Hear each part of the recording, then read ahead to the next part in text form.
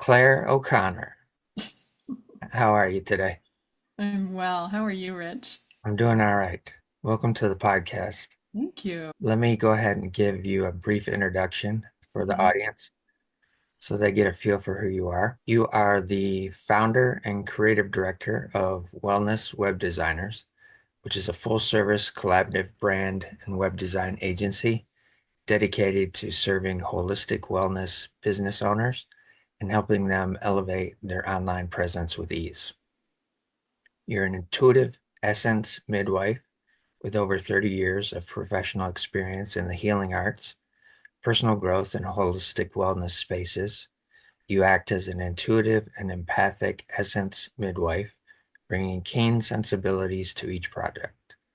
You're a multifaceted designer and wordsmith, combining your talents as a brand stylist, creative strategist, web designer, and wordsmith.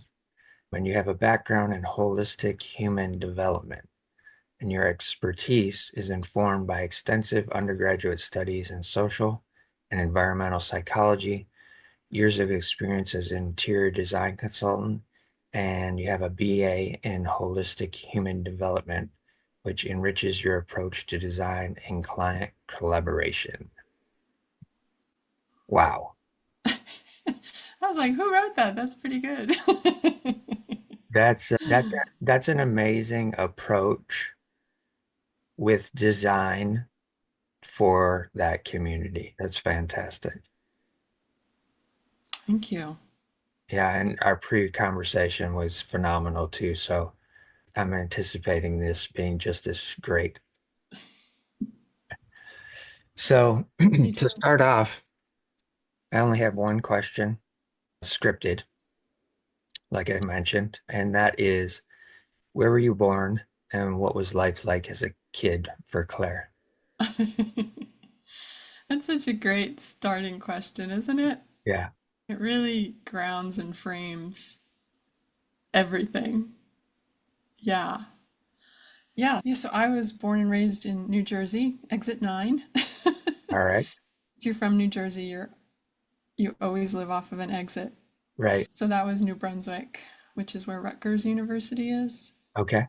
And I grew up in a very suburban, lower middle class environment in a subdivision where all the houses looked like one another. And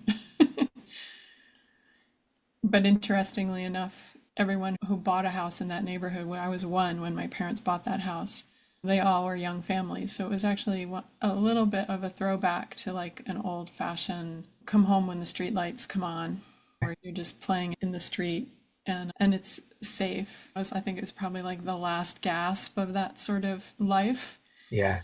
playing with sticks, stickball in the street, and Right. and making dams in the gutter when the rainstorms would come through. And Yeah. Yeah. so in that regard, it was a very generic setting, but also I'm grateful for it because it is now a dinosaur for the most part. I think there's probably some areas where you still have that, but my sister and brother and their families still live in that area and they didn't have that experience with their kids. So, anyway, so that's one thing I'm grateful about my upbringing.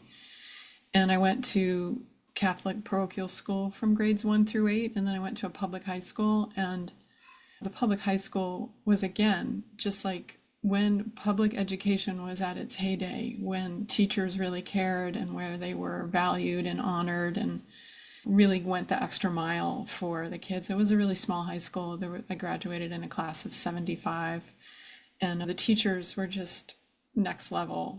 And I credit them a lot to being vertical as an adult, Yeah. because a lot of people in my family of origin aren't vertical. Okay. And as far as the family of origin culture, my dad was 100% Irish, my mother's 100% Polish, and it was Polish drunks on one side and Irish drunks on the other side. So the jovial drunks on the Irish side and the somber drunks on the Polish side. Okay. And everyone in my family of origin is either an alcoholic or married to an alcoholic. Okay. And huge extended family, like my nuclear family was just me and two siblings. I was the oldest. All right. And but lots and lots of cousins because Yeah. yeah, Polish and Irish don't believe in birth control. If you're a Polish Catholic and an Irish Catholic, you don't believe in birth control. So Right, right. lots of cousins and lots of aunts and uncles, and they're all either alcoholics or married to alcoholics. Okay. And my dad worked second shift my whole entire childhood. So he was either asleep and we have to tiptoe around the house and be quiet, or he was drunk and we have to then watch his mood, whether he's in a good mood or whether he's had enough beers that he's now become a mean drunk. And so that was literally from zero to going away to college at 18. Wow. And Wow. so I was being the oldest and a very nurturing constitution out of the gate. I stepped into the adulting role in that family because my mother's reaction formation to my dad, her father was an alcoholic too, so it was familiar for her. And my mother had her own set of pathologies, which when I was a child, I didn't necessarily think of her as the problem parent. I thought Okay. of my dad as the problem parent. But when I went away to college and started studying psychology and family systems and the idea, the radical idea that addiction is actually an illness and Mhm. not a moral failing. Yeah. That idea was first presented to me as a freshman in college, and I just immediately forgave my father for pretty much everything. Nice. And then I realized, oh, my mother is actually the problem parent. She's extremely narcissistic personality Okay. and hypercritical. I actually described her as so critical that everyone who meets her, it's like being in a wind tunnel.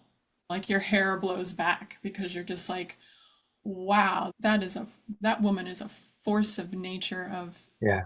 of finding fault. Yeah. And so growing up, like being she was also chronically ill throughout her whole life, undiagnosed, Okay. and basically thrown into a single parent role. And my brother was the diagnosed problem in the family with his, what I would consider now at this point, garden variety juvenile delinquency, getting in trouble with the cops and Yeah. stealing things and being truant from school Yeah. and just drinking at a young age and very oppositional defiant disorder, some would say. Sure. And I was straight A's and the teachers loved me and because school was my sanctuary. Yeah. And then my sister, who was like the accidental third, there was a big age gap between my brother and her. Okay. And the intention was to only have two kids, and so she was accidental, and my mother really never let her forget it. Oh And man. yeah, and also one of my mother's favorite things, this is when you think about like your family, your parents' actual story, like their story as a human being, when you're old enough to think of them as people instead of parents. Learning about my mother, that when that era, when she married my father in 64 or 65, it was really the point, and I'm sure so many people can relate to this, where you had three or four choices as a woman in that era. You could be a nurse, a teacher, a stewardess, or a stay at home mom. Yeah. And she wanted to be a stewardess. She wanted to travel the world. And she tried over and over again to meet the weight limit because that was when they used to put weight limits on stewardesses. You had to be really slim. Yeah. And she's a round-bodied Polish woman. It's not going to happen. So Right. she never could make the weight cut. And it was a devastating thing for her. And all of her friends, she was like she married my dad when she was like 27, which in that era was considered you're almost a spinster. Yeah. And all of her friends were already married and starting to have kids. And so I think she just got to the point where, oh, I can't be a stewardess, so I might as well get married. Ah, Because that was the only other option in her mind. sure. And my dad came along, and I always wonder like what he saw in her, like how was she as a human being when she was in her mid 20s, late 20s, Yeah. that we don't see now or didn't see as children and as adult to adult. Yeah. Because I really do think that he fell in love with her at first and he pursued her, and she was just like, he's tall, so I'll marry him. Okay. He's tall and he has a job.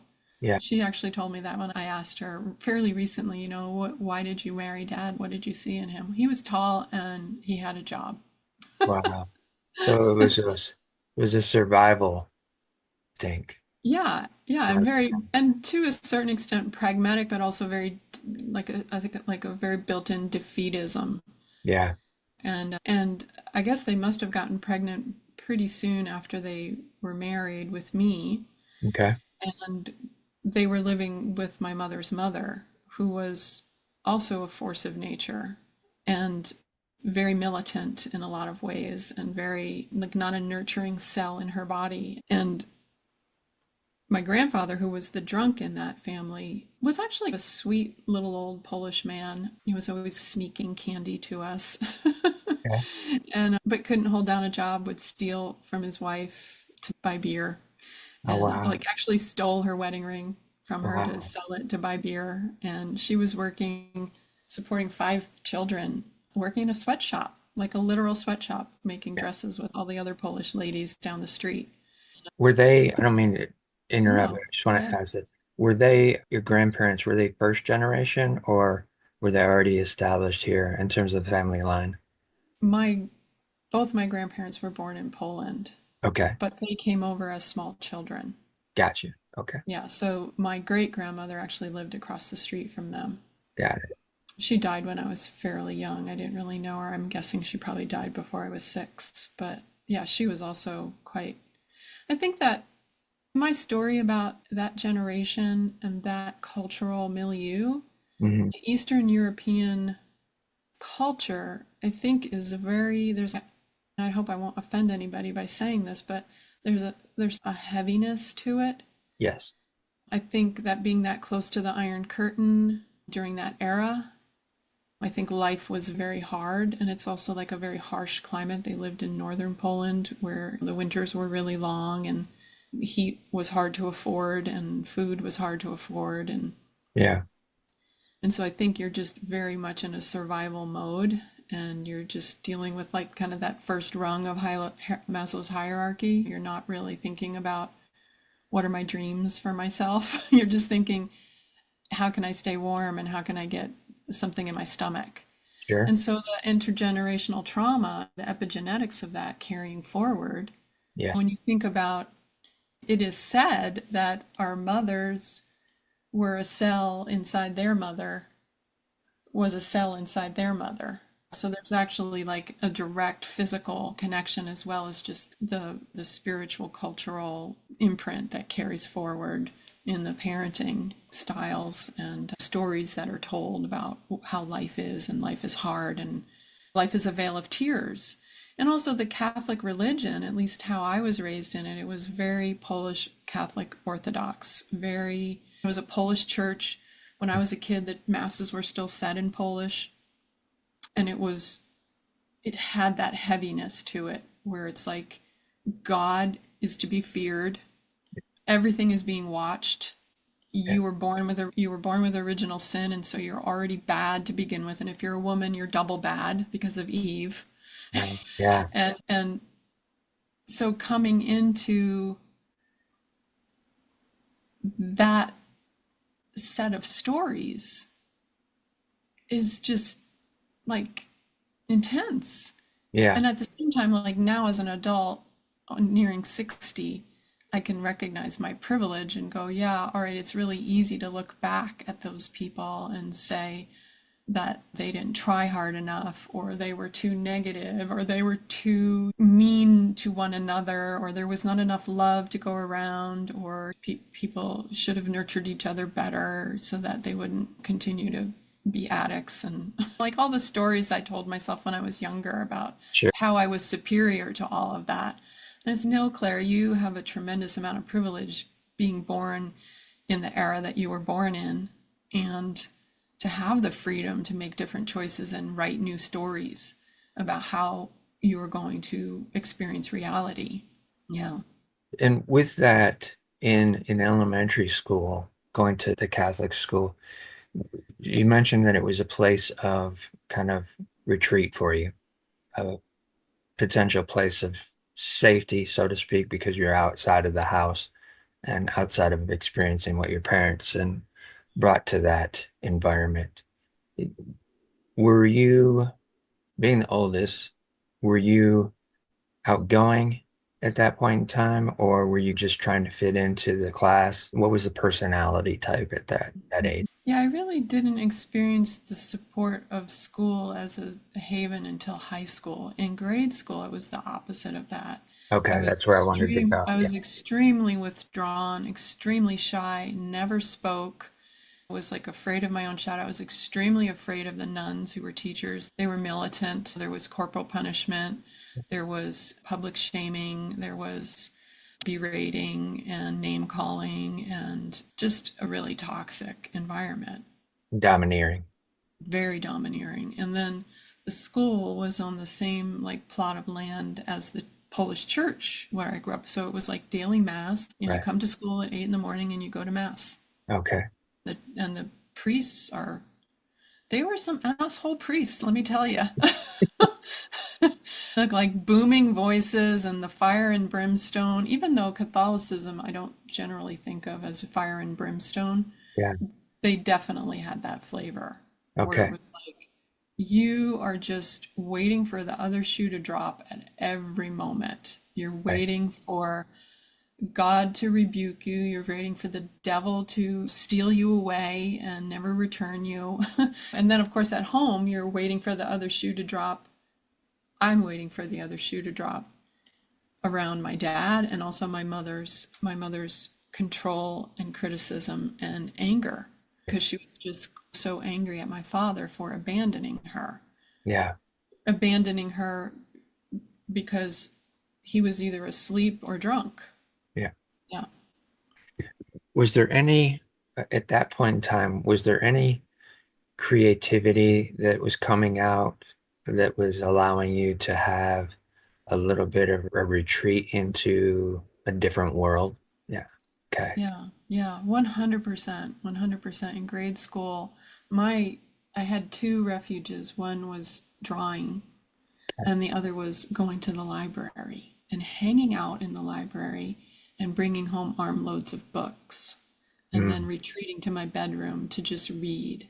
And okay. I was actually thinking about this the other night. What was the big lifesaver for me? Yeah. Like when I think about being an adult now, and I will say to my husband, it's actually a miracle that I'm vertical, and metaphorically and non-metaphorically, Yeah. to think about the religious abuse, the emotional abuse, the verbal abuse, the physical abuse that my child self was subjected to Yeah. for years, especially during that formative window Right. when your nervous system is particularly vulnerable. It's a miracle that I'm high functioning as I am. I'm certainly not as high functioning as some, but compared to everyone that I'm blood related to, Yeah. it's a pretty dramatic difference. And so I do attribute drawing, and I would draw animals. Like it was just I would just draw animals. Yeah.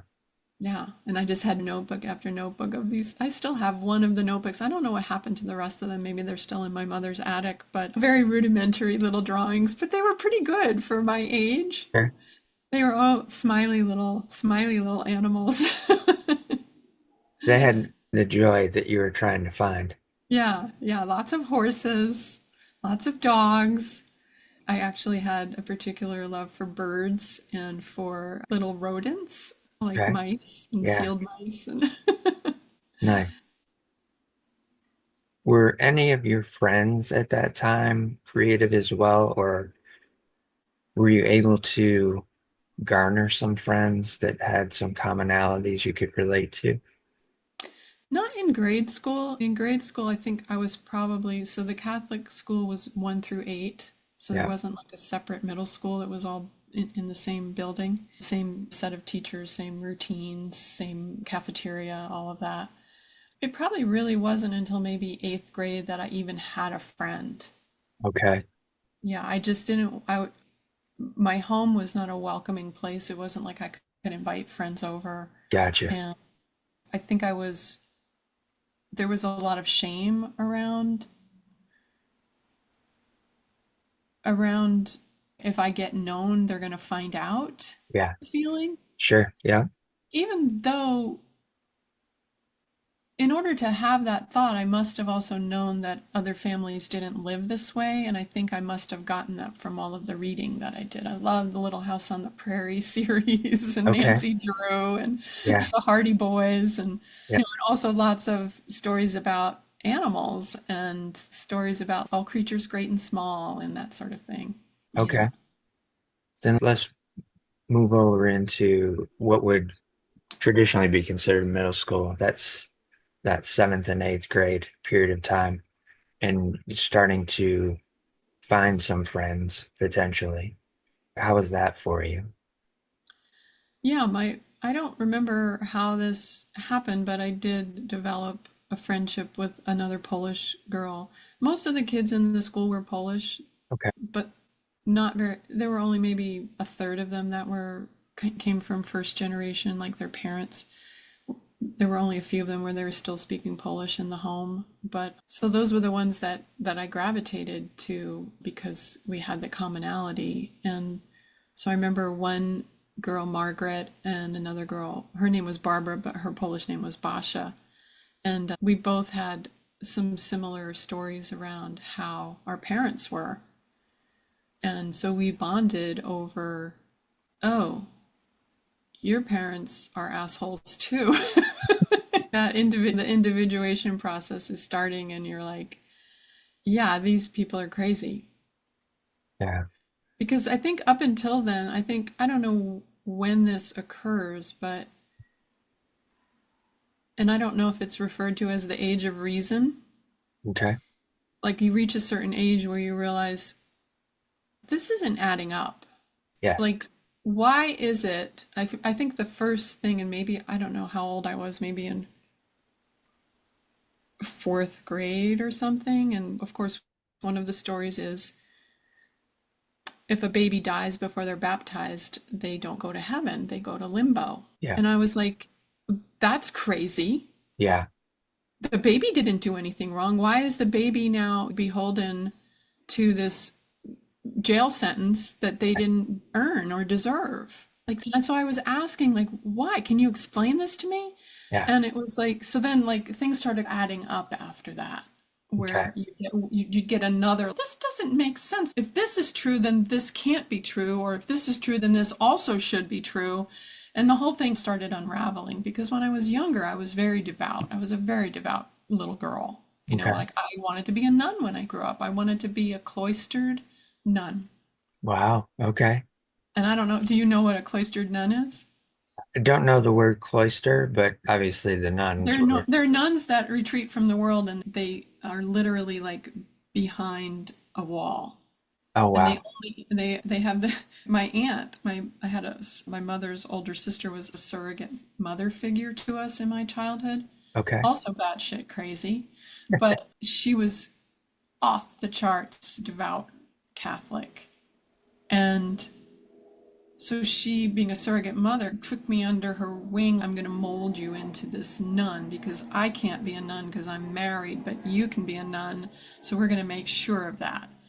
And so she would take me to this convent in Washington, New Jersey, Carmelite nun or a Carmelite order, and they were cloistered, which meant that no contact with the outside world whatsoever. So we would make these little scapulas, Okay. which are like necklaces that have scratchy wool on the back and front. Yeah. And you're supposed to put the scratchy wool against your skin because you're causing yourself to suffer. And that suffering then gives you, I guess, either bonus points to get out of purgatory faster yourself, or if you don't need those points, then those can be willed to other souls who are trapped in purgatory. So it's like a self-flagellation light. Yes. So my aunt was tasked with sewing these little scapulas, and I was tasked with helping her like package them. She would make hundreds of them, and she had this assembly line set up in her back room, which was also her closet, this tiny little room with the sewing machine in the corner. And it was Okay. like this assembly line. She also worked in a sweatshop, but that she worked in the handkerchief sweatshop. Gotcha. Who would have thunk, right? Yeah, handkerchief sweatshop, and her job was she had a little scissor, and as the there was a machine that sewed the edges on the handkerchiefs, and it's a continuous thing. It goes through the machine, and so she would be in charge of cutting. So literally for 10 hours a day, she would cut a string. So she had good Production skills. assembly line. She had good assembly line skills. So I was her little protege, and I would help her make these scapulas. And then every few months, she'd have a big box of them all ready to go. And we'd drive up to Washington, New Jersey to the cloistered nuns. And there was this giant Lazy Susan that was closed with a slice open on one side. Yeah. So the Lazy Susan would turn around and you'd put the box of scapulas in there, and then it would turn around and the nuns would get it. And I don't know what they would do with it at that point. I guess distribute them somehow, or somebody would distribute them to the churches. But yeah, so that was what I wanted. I wanted to be one of those nuns and just live behind the wall.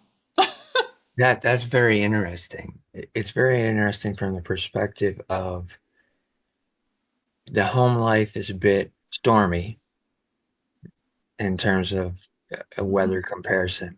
Yeah. And you were very quiet and withdrawn as a younger child.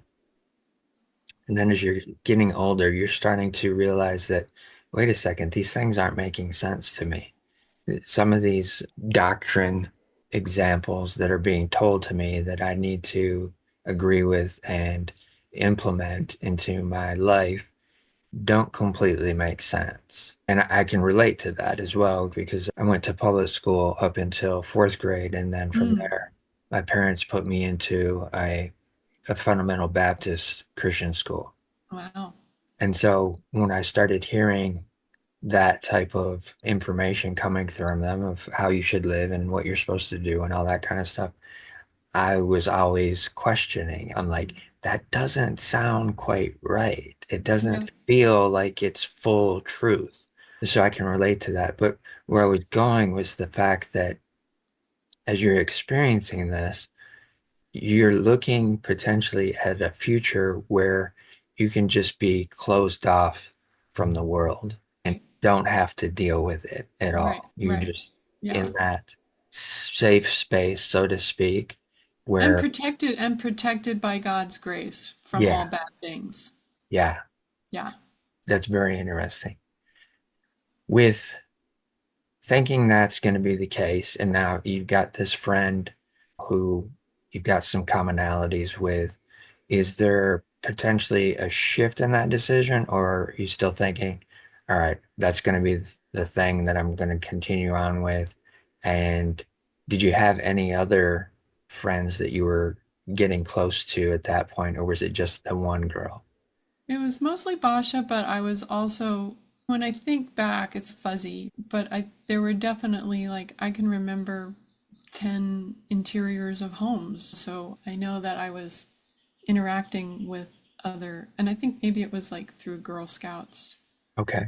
The Girl Scout troop that I was in, it was largely kids from St. Mary's, but there were also some kids from the public school. So then you start figuring out, because I don't know if this is true of all Catholic subcultures, because the Polish Catholic subculture has like I said, a particular flavor to it. But there was this feeling that we have the right belief and everyone else has the wrong belief. Yeah. And so at a certain point, I was like, how can all of these other people be wrong? Yeah. Even to the point where in the town where I grew up, which isn't a very big town, it was 15, still even only under 15,000, there were two Catholic churches, and they were both Polish Catholic churches. Because I don't know if that's more of an East Coast thing or the New York, New Jersey little very ethnic pockets. Yeah. Here's the Italian neighborhood, here's the Portuguese neighborhood, here's the Polish neighborhood, and the Jews are over there on the other side. And we don't like the Jews because they're rich and money is bad. Okay. Okay. Yeah. And they drive nice cars and they cheat people to get the money. That was the story my father told me about the Jews. And Right. he was very bigoted, extraordinarily bigoted, and actually became even more and more bigoted as he aged, Yeah. to the point where he was just a rageaholic watching Fox News and Rush Limbaugh 12 Oh, hours wow. a day. But the other church was our church was very ornate, like gold leaf and just all the frescoes and absurdly rococo. Yeah. Okay. Just like baroque, I don't know, baroque, Rogue. rococo. It was Yeah. just dripping in decor Yeah. to the Ornate. point where you didn't even know where to look. Like it was almost obscene. And then the other Catholic church in town was very mid-century modern, and Okay. everything was very clean and serene, and there was like no extraneous decor. And it was on the other side of town, and my cousins on my Polish side went to that church, and I remember sleeping over one time and then going to church with them and going, feeling like I was going to have a hammer come down on me because I was in the wrong church. Ah, So just to like paint how it was very us and them, yeah. and we Yeah. have the right way, and this is the only way to think, and everyone else is wrong, Sure. which is pretty stunning to say when you think about what a small slice. Yeah, there's a gazillion Catholics in the world, but how many Polish Catholics and how many Polish American Catholics and how many Polish American Catholics who are this Byzantine kind of like almost a Russian Orthodox kind of style, you Yeah. know?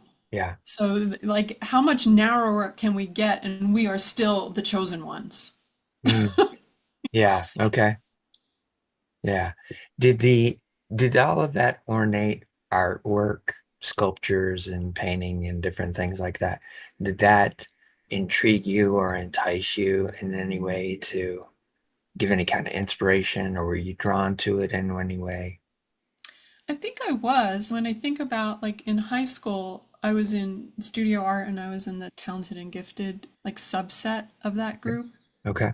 And for my junior and senior year, I was actually like shipped out with one other student. So there were the two of us that were in the tag program in art, that we were like shipped out and like the chosen ones to go to this local college to do like a really in-depth painting and, Okay. believe it or not, like abstract expressionist focus Yeah. and studying the abstract expressionists, and we got pulled out of school to go to that program. It was, I think it was like one full day a week for 2 years. Okay. Me and Steve Lepore.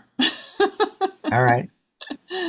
And so to answer your question, when I think about the kind of things that I was painting and drawing and creating in high school during that era, they definitely had that feeling of otherworldliness, like a like very, at that point I also was getting some influence from, God bless this man, this English high school English teacher, Ed Heck, Mr. Heck.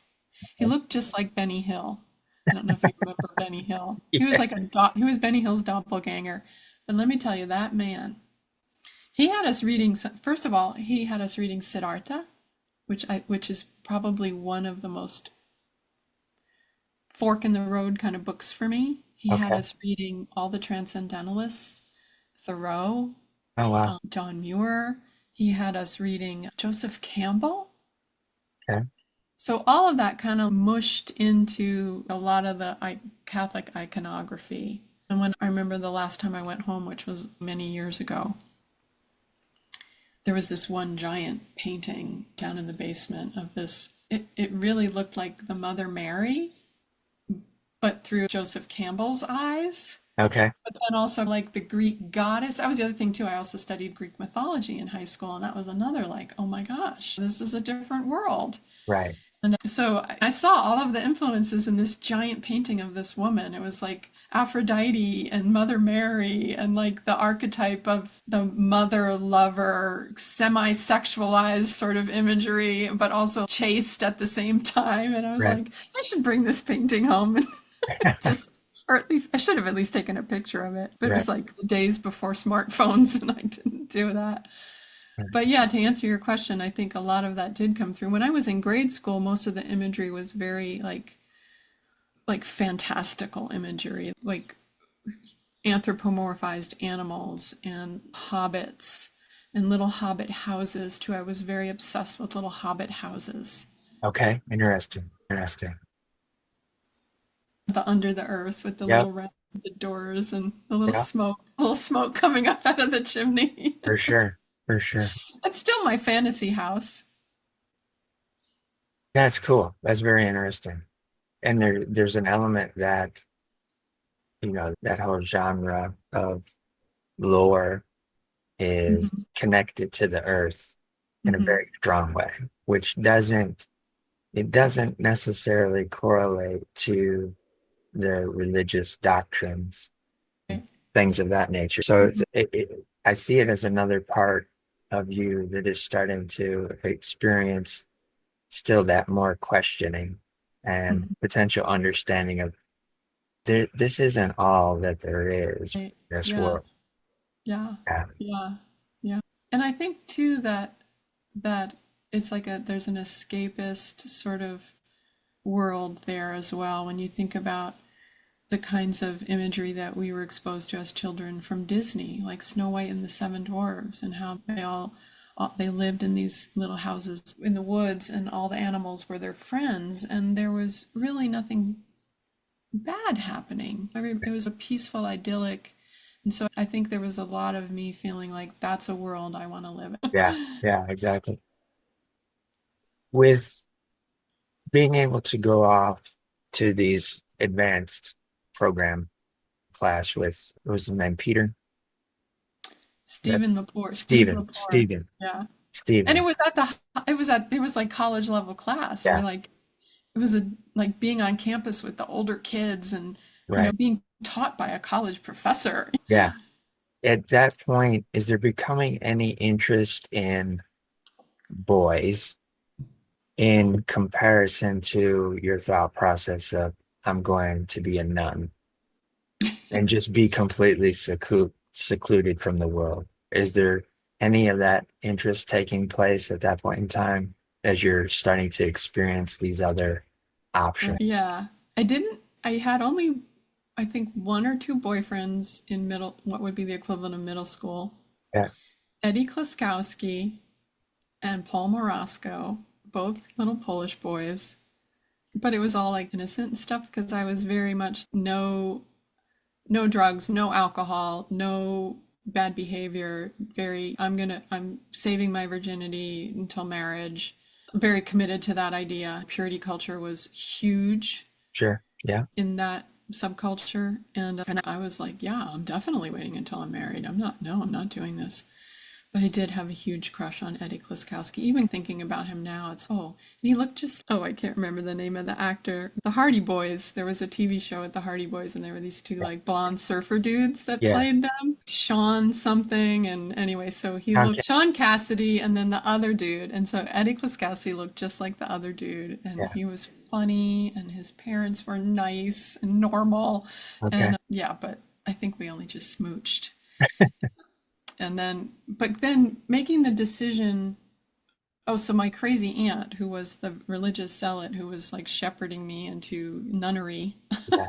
Yes. for my eighth grade graduation gift, she bought me a plane ticket to Portugal Oh, wow. to go with this group of other eighth graders to this place where these two children had seen a vision of Mary. Okay.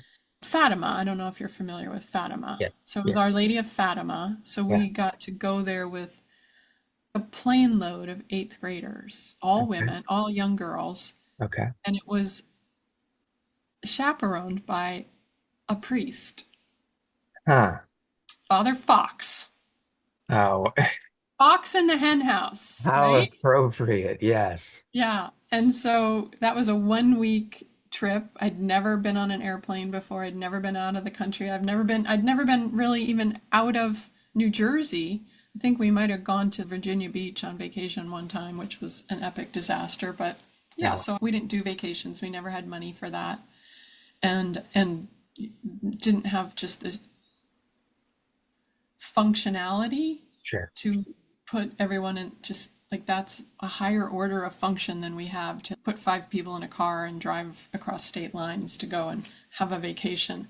But so it was like this big thing. And Basha, her grandfather agreed to pay for her ticket. So the two of us went. Oh, cool. And did you see those balloons? Yeah.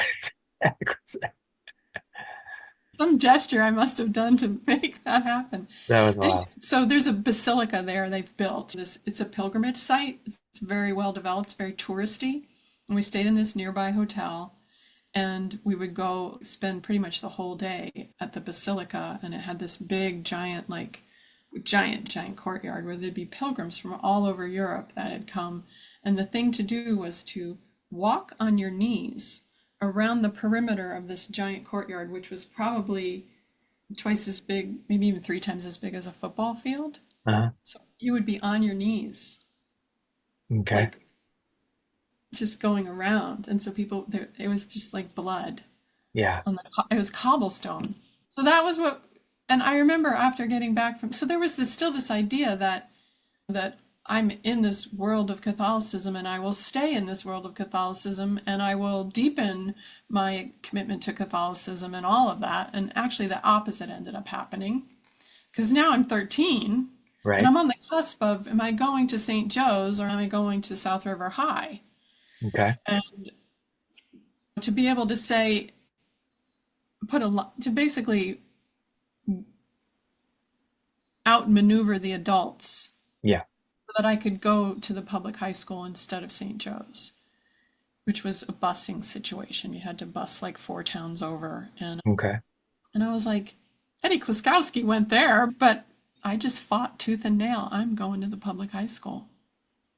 And Yeah. it was like, you would have thought that I was asking to get tattoos all over my body or something, or get a nose ring, or all of the above. Yeah.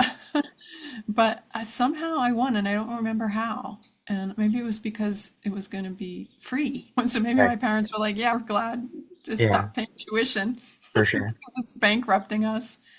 But that was really the fork in the road, too, because going to that high school and being in that milieu where you have just a huge mix of ethnicities, not everyone's Polish, not everyone's white, not everyone is from the Polish neighborhood. Not everyone believes the same thing that you do. There's Methodists and there's Lutherans and there's Baptists and Yeah. there's no Jews because there's no Jews in South River. But I say that with my father's voice. Okay. Yeah. Not that I still believe any of that, but Right. there was that tone of this is a better school because there's no Jews there that Mm. are going to be stealing thunder and weaseling their way to the top and all the kind of stories that my dad told me about Jews. Yeah. Yeah, Just so the, that really opened it up. I definitely started having more friends and I became friends with this Italian woman, Nadia, and then another woman, Katie. So we were like a foursome, Basha, Nadia, and Katie and I, okay. foursome throughout college, throughout high school. And I don't remember what religion Katie was, but she was like a firebrand. She was like, did not suffer fools. And so it was really refreshing because I was always like quiet, towing the line, Yeah. having lots of thoughts inside, but really never expressing them. And getting to be around Katie, who was just take no prisoners, and she was smart as a whip and just funny and just so sure of herself. And so I was able to adopt a lot of, like, just by osmosis, her way of being in the world. And then just feeling, I mean, in my high school yearbook at the back where they have like an index where Yeah. it's here's all the clubs you've belonged to, my paragraph was like this, and it was like a 5 point type, Yeah. this big, because I literally joined every club so that I wouldn't have to go home. Okay. An introvert Yeah. Yeah.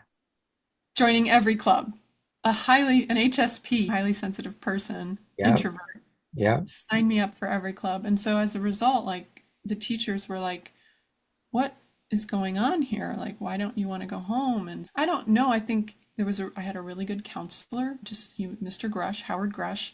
Funny that I remember these names, but I imagine they might have conclaved a bit and be like, oh, watch out for this one. Or Right. so I was scooped in by these teachers. There were probably easily 10 teachers that just went out of their way to make me feel like I mattered Nice. That's and amazing. that I was smart and that I had good ideas and that, like, just pulling me out of my shell. Yeah. God bless on them, even though I don't really technically believe in God. Yeah, no, I find that interesting across quite a few stories that I've been privy to as of late on this new journey of this podcast, of where there's mentors outside of the home that are really noticing something about the individual, and they Mhm, want to help nurture that because they mhm, see potential, and they want to create the opportunity for them to be able to go farther, mhm, potentially what they're experiencing at home or what their parents are saying that they need to be doing, that kind of stuff. So it's very fascinating. The point in, were you going to the extracurricular college scenario? Was that ninth, 10th grade, or was that into 11th, 12th? It was just 11th and 12th. I was in studio art for all 4 years, Okay. but the tag program was junior and Just, senior year, and it was one full school day a week that Steve and I went. And because I remember he had his driver's license.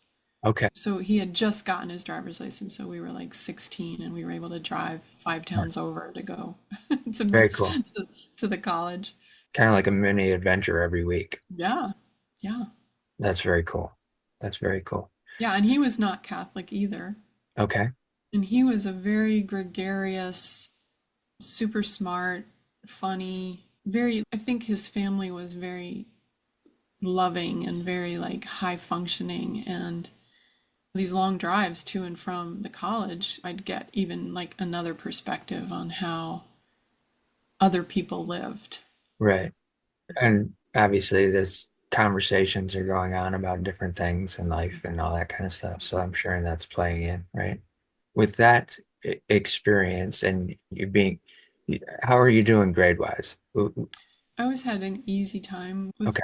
school, great with studies because I I love, was always able to see the logic of what the teacher wanted. And so it wasn't so much that I was smart, it's just I was a really good test taker because I understood what the test was doing. gotcha. Yeah. Another characteristic of perception outside of a normalized structure, as that is how I'm recognizing that. So are you thinking about changing your life course and not going into Oh, the yeah. nunnery at this Very point? quickly, very quickly. And are you thinking I'm going to go off to college and study art, or what was your hmm thoughts at that? Yeah, I really wanted to study art and was encouraged to do that by a lot of the adults at the high school. Yeah. My counselor, my art teacher, there were these two other teachers that were like, I don't know what they would call them today, but they were like the teachers that worked with the special kids, meaning special, they didn't do well Yeah. in class and they needed to be pulled out of the classroom to be dealt with, which was my brother.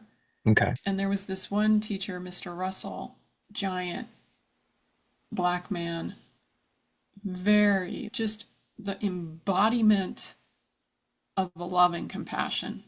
Oh, wow.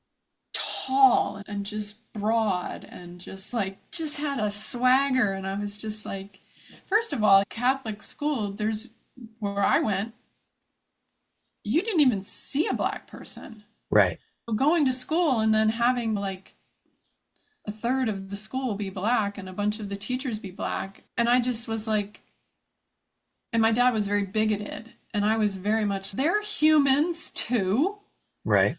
There's nothing different other than the color of their skin. Yeah. What are you talking about? I don't even understand. Like I never saw any of the logic. And I was very, to my mother's credit, there was I don't know what they called it, but it was like they would take an underprivileged kid, some program would take underprivileged kids from the inner city and give them a period of time in a suburban home, in a suburban school, instead of where there was just like a lot of urban blight. Okay. And it was, I'm sure it was through the Catholic Charities or something like that. So my mother actually did this.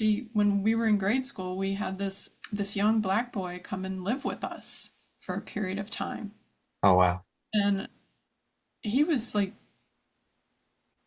such a lovely human being. He was, I think, 2 or 3 years younger than me, but he was just like so sweet and so funny and curious, Uh-huh.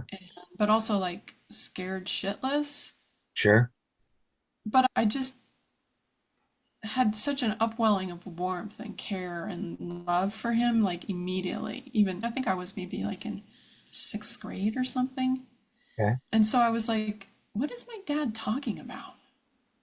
So God bless my mother for being able to override what I'm sure were my father's objections to that. Like all the stereotypes that he would be reinforcing inside his own head about toxic bullshit about I can't even speak it because it's so evil. And I just was like, what the hell is he talking about? This kid is great. Yeah. And so it was almost like it became a mission to prove my dad wrong. So in high school, I did date a lot. I had a series of boyfriends. Kept my virginity though, which Yeah. was no small task. in that In in high that school, that's, in yeah, high school and hormones and all that stuff are yeah, raging. yeah, and also like public school and kids doing drinking and doing drugs and partying and going down to the pits, which was this place in town where there were no adults that you could go and hide out, and there was no roads, so the cops couldn't find you and all that. I didn't go there, and Right. but yeah, I had over the course of high school, I probably had 3 or 4 boyfriends, but and I think too that's like when I think about the trajectory of my relationship life there was a lot of looking for validation from a male Got you. because of the unfathered wound. Right. Yeah, and so that carried on into my late 20s and probably even into my early 30s where Okay. it was just like not healthy. Just codependent. My identity only exists in the context of what this man how this man or this boy sees me or values me or very common, I think. Yeah, absolutely.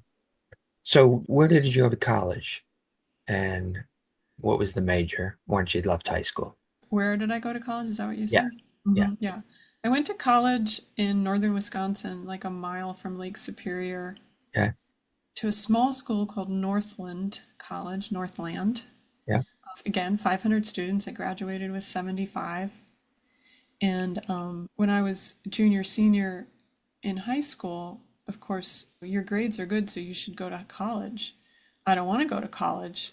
College, I was the first person, I really still am like the first person to have gotten a college degree in my entire extended family. I think I had 2 cousins that were distant cousins that did go to college, but everyone else, it's like you get out of high school and you just Go get to some work.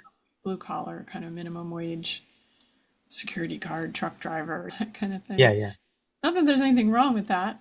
It was like, again, it's what's the landscape of possibility look like? Here are the models that I have. Correct. Correct. Here's the invitation to do something different. And because at that point, and this is everyone's story, is like the individuation process and the reaction formation. The lawyer's kids who become a hippie, the hippie's kids who become a stockbroker. So it's like, what can I do that's so far different from this? So what can okay, suburban New Jersey, never been camping, never been, have a fascination with nature, obviously, and the natural world, but no actual experience with it other than going down the shore, the Yeah. Jersey Shore, which doesn't count as nature for the most part. I was like, I'm gonna major in outdoor education. Okay. But it was actually prior to that,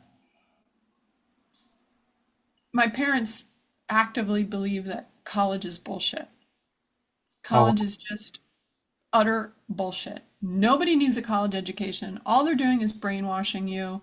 It's money that's a waste of money. You can get a job without a college education. Why would you do that? Why would you put off adulthood and be at the teat of a teacher or when you could be earning money. It was very much clear messaging. We don't go to college. And I was like, all right, I either go to art school or I don't go at all. And I'm like, I'm pretty sure, as we all know, starving artist, you can't make money as an artist. So I was like, I'm not going to do that Okay. because growing up lower middle class, like I didn't want to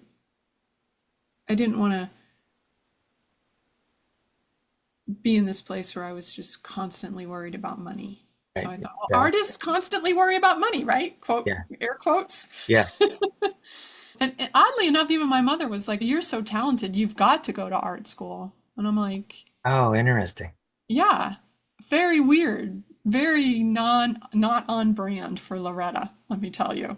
I'm But they serious. also made it clear that if I insisted on going to school, I they would pay a little bit towards it as long as I chose an in-state school. Okay. And I was like, I'm not doing that. I need to get out of New Jersey. I need to get out of this culture. Yeah. Aside from the microculture of my family of origin and my extended family, there's also pretty much everyone I graduated high school with also stayed local. Yeah. Like it was unusual. I think there were maybe 3 of us out of 75 that went to an out of state school, but I was like, I am out of here. As soon as I turned 18, I was like, because at that point, throughout high school, I guess under the influence of Katie and this other friend Laura, who was 2 years older, who was really a firebrand. I had two firebrand girlfriends. I started becoming very combative with my mother Okay. and pushing back instead of just going, how can I help? And how can I help? How can I make it feel better? What can I do to help? Yeah. Which was my whole childhood. It was like placating her and soothing her and talking her down off the cliff. She had a lot of like breakdowns, like mental breakdowns, and where she would just run away from home and we would be like left alone. Oh, wow. And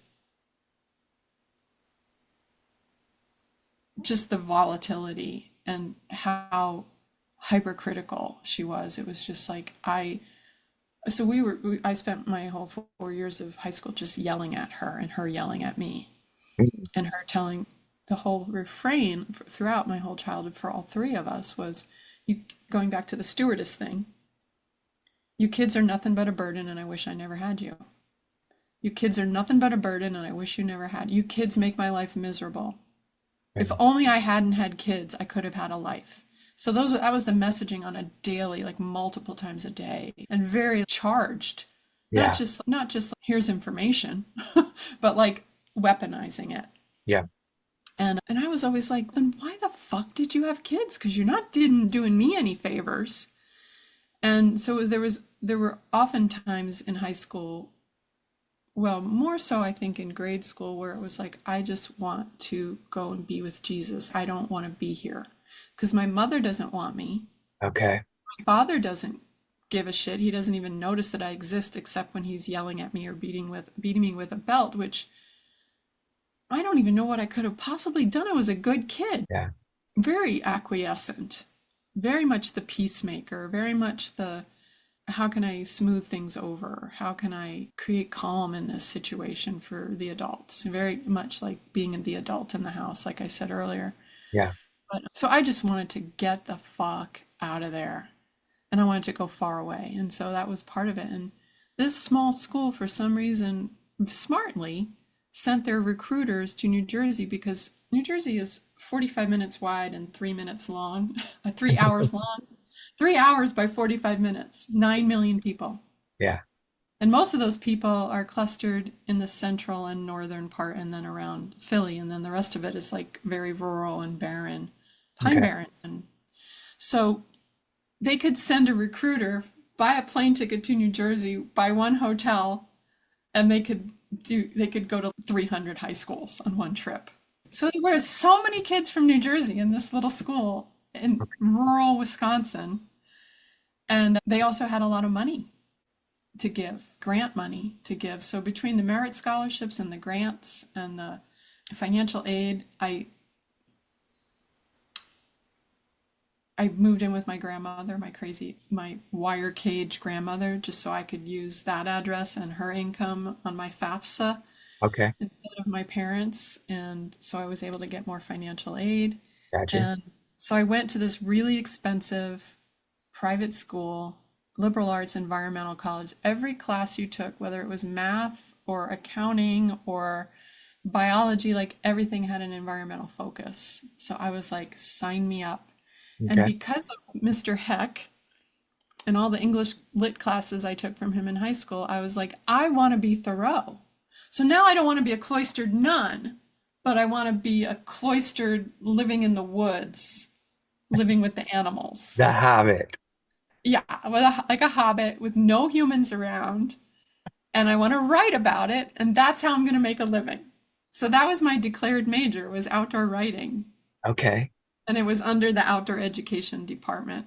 So you had to do the outdoor ed curriculum, which was a lot of like basic wilderness skills, winter camping, group process and communication, and wilderness emergency first aid, and all these things that were like also satisfied the itch of the reaction formation of the pendulum swinging. And so, yeah, spending a lot of time outdoors, spending a lot of time in the Northwoods wilderness, spending a lot of time. I did an entire term in basic wilderness skills where we lived like in this we used our home base was Asheville, North Carolina, and but that was just where we went to take showers and get food, but mostly we were just like doing like whitewater canoeing and rock climbing and backpacking in the Pisgah National Forest and the Smokies Yeah. and yeah, so it's like totally loving it, totally loving it, totally loving it. Yeah, that's beautiful country too. And my family's all parents, both parents side of the family, all from Mhm. East Tennessee. So Asheville is very familiar to us.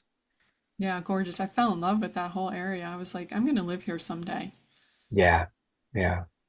They just experienced some horrendous Oh my gosh. destruction with the hurricane that passed Yeah. through there. It was Yeah. insane, almost unbelievable, the literal change that Hmm. it did to that area.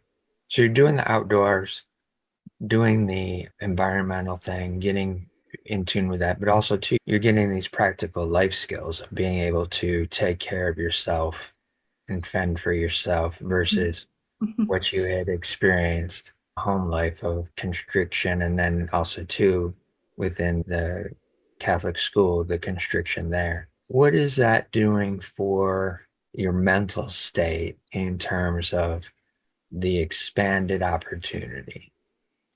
Oh my God, it was like rocket fuel because when I praise my public high school teachers, Yeah. the professors at Northland were an order of magnitude more magnificent. Okay. And because it's such a small school, there's so much like it's a community. Like you call your professors by their first name and they have you to their house for potlucks and Oh, they wow. hire you to dog sit and they Nice. yeah, So because it's it's like literally like a community rather yeah, than just a college. absolutely. Yeah. And because you're in this brutally cold environment, you've seen Northern Exposure, right? Yes. There's a vibe like that at Northland, Yeah. where it's like a bunch of quirky ass people who don't fit in anywhere else, all of the oddballs, all of the renegades, all of the pioneers and the visionaries who are outsiders in their home environment. But now all of a sudden it's like we're all cut from the same cloth. Yeah. Yeah. And the professors are cut from the same cloth. And the professors are like 1,000,000% dedicated to like, how can we support you doing what you want to do and going out and having an impact in the world to meet the coming dumpster fires. For sure. That's great. That's great. So with going through, are you doing full 4 years there and just graduating? How does that look for you in getting through those years? Did you find a group of friends that helped get you through that as well as you had in high school? Yeah, fast friends because one of the brilliant things in how Northland structured things was that as a freshman coming in, you were put into a block. It was called freshman block. And everyone who had a declared major got put into a block. And so there were maybe 20 of us in the outdoor ed block, maybe 25 of us. And what they did was they put you all in the exact same classes. So Ah, your schedule matched exactly. yeah. So those were your people. And the way that it was set up was you'd have 4 days of classes, Monday through Thursday, and then Friday through Sunday you would be off campus doing something outdoors, whether it was learning orienteering or whether it was learning going rock climbing or whether it was setting up a fake situation where you had to put your CPR and EMT skills to the test, or testing river water to see like the health of the water. Like it was like a Yeah. sampler, was a Yeah. sampler. So Monday through Friday, Monday through Thursday, you're in class. And then Friday through Sunday, you're out in the field Mm. doing something. And it was something different every time. And it was meant to be a taster. It was meant to be a sampler so that you could say, wow, this really fascinates me. I'm going to choose this specialty. Or this really fascinates me. So I'm going to choose this specialty. Because under the outdoor ed umbrella, there were like 7 specialties. So they wanted to give you a taste of each.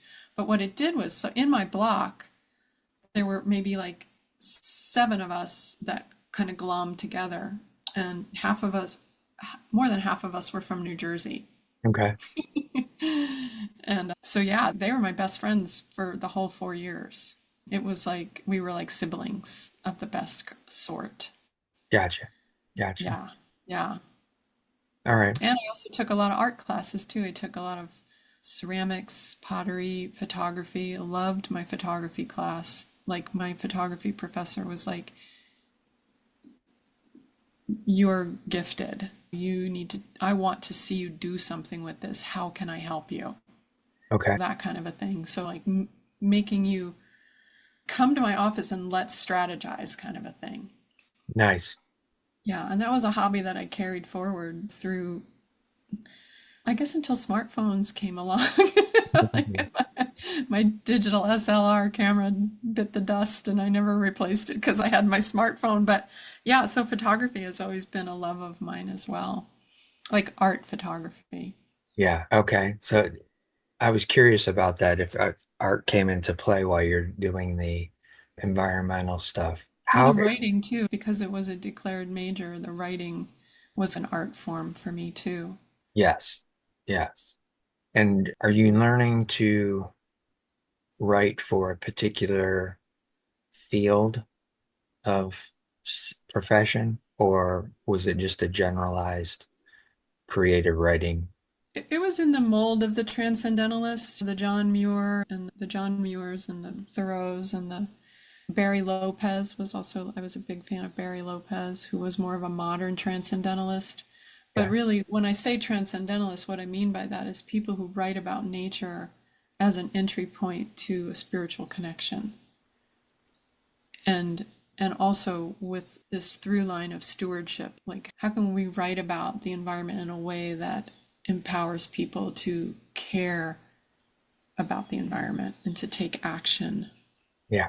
So I was also very interested in the Monkey Wrench gang and the all the kind of guerrilla environmentalism and Greenpeace and all of those sorts of things. Like I was, it was very much like politically motivated, but also spiritually grounded and spiritually motivated. Okay. Yeah. That's an interesting dynamic too, because from my perspective, I haven't seen a whole lot of the environmentalists outside of native cultures that have implemented the spiritual aspect, Hmm. working with the environment, protecting the environment, being connected to the environment. So it's interesting that was part of the study that you were experiencing. Yeah, Northland had a Native American Studies major that, and you could also get a minor in it. And I took a lot of classes in that department. I would probably was maybe 2 classes short of a minor in Native American studies, so I had a deep affinity for the worldview of Native Americans. It was the Chippewa Mm. Ojibwe Yeah. tribe up there, and so the professors in that department were all Native American elders. And this one man in particular, Joe Rose, who actually that image right behind you that you created No, is Joe Rose. That is Joe Rose. He looks just like that. this is by an artist out of Oklahoma. This is I my thought you did that one. no. He's a Cherokee artist named Brian Waylett, Mm, and he yeah, created that. So it's a yeah, bit of a pop culture mashup. yeah. It's gorgeous, very powerful. But Yeah. that was the experience I had. Was it was very powerful to learn at the knee of a Native American elder. He was in his 60s at the time, and he wasn't a poser. He wasn't like an academic. He was half the time he was more than half the time he was late to class because he'd be crossing the quad and end up talking to somebody and getting into a philosophical conversation, and then like a very different relationship to time, Yeah. which I actually, all of us really respected. There was a certain, oh, Joe's late again. We'll just sit here and chat amongst ourselves. And he frequently went over, like he didn't honor. And so I thought that was just like this radical thing. Oh, I can even have a different relationship to time, and that's okay. Like that's freeing. And just learning all about the cultural traditions and the spirituality. So it was a very much, and also like just the stewardship piece was a through line through everything, because that was Northland's mission, was that everything you learn here is about stewardship of the environment. Yeah. And then also taking a lot of classes in Eastern religions. And Okay.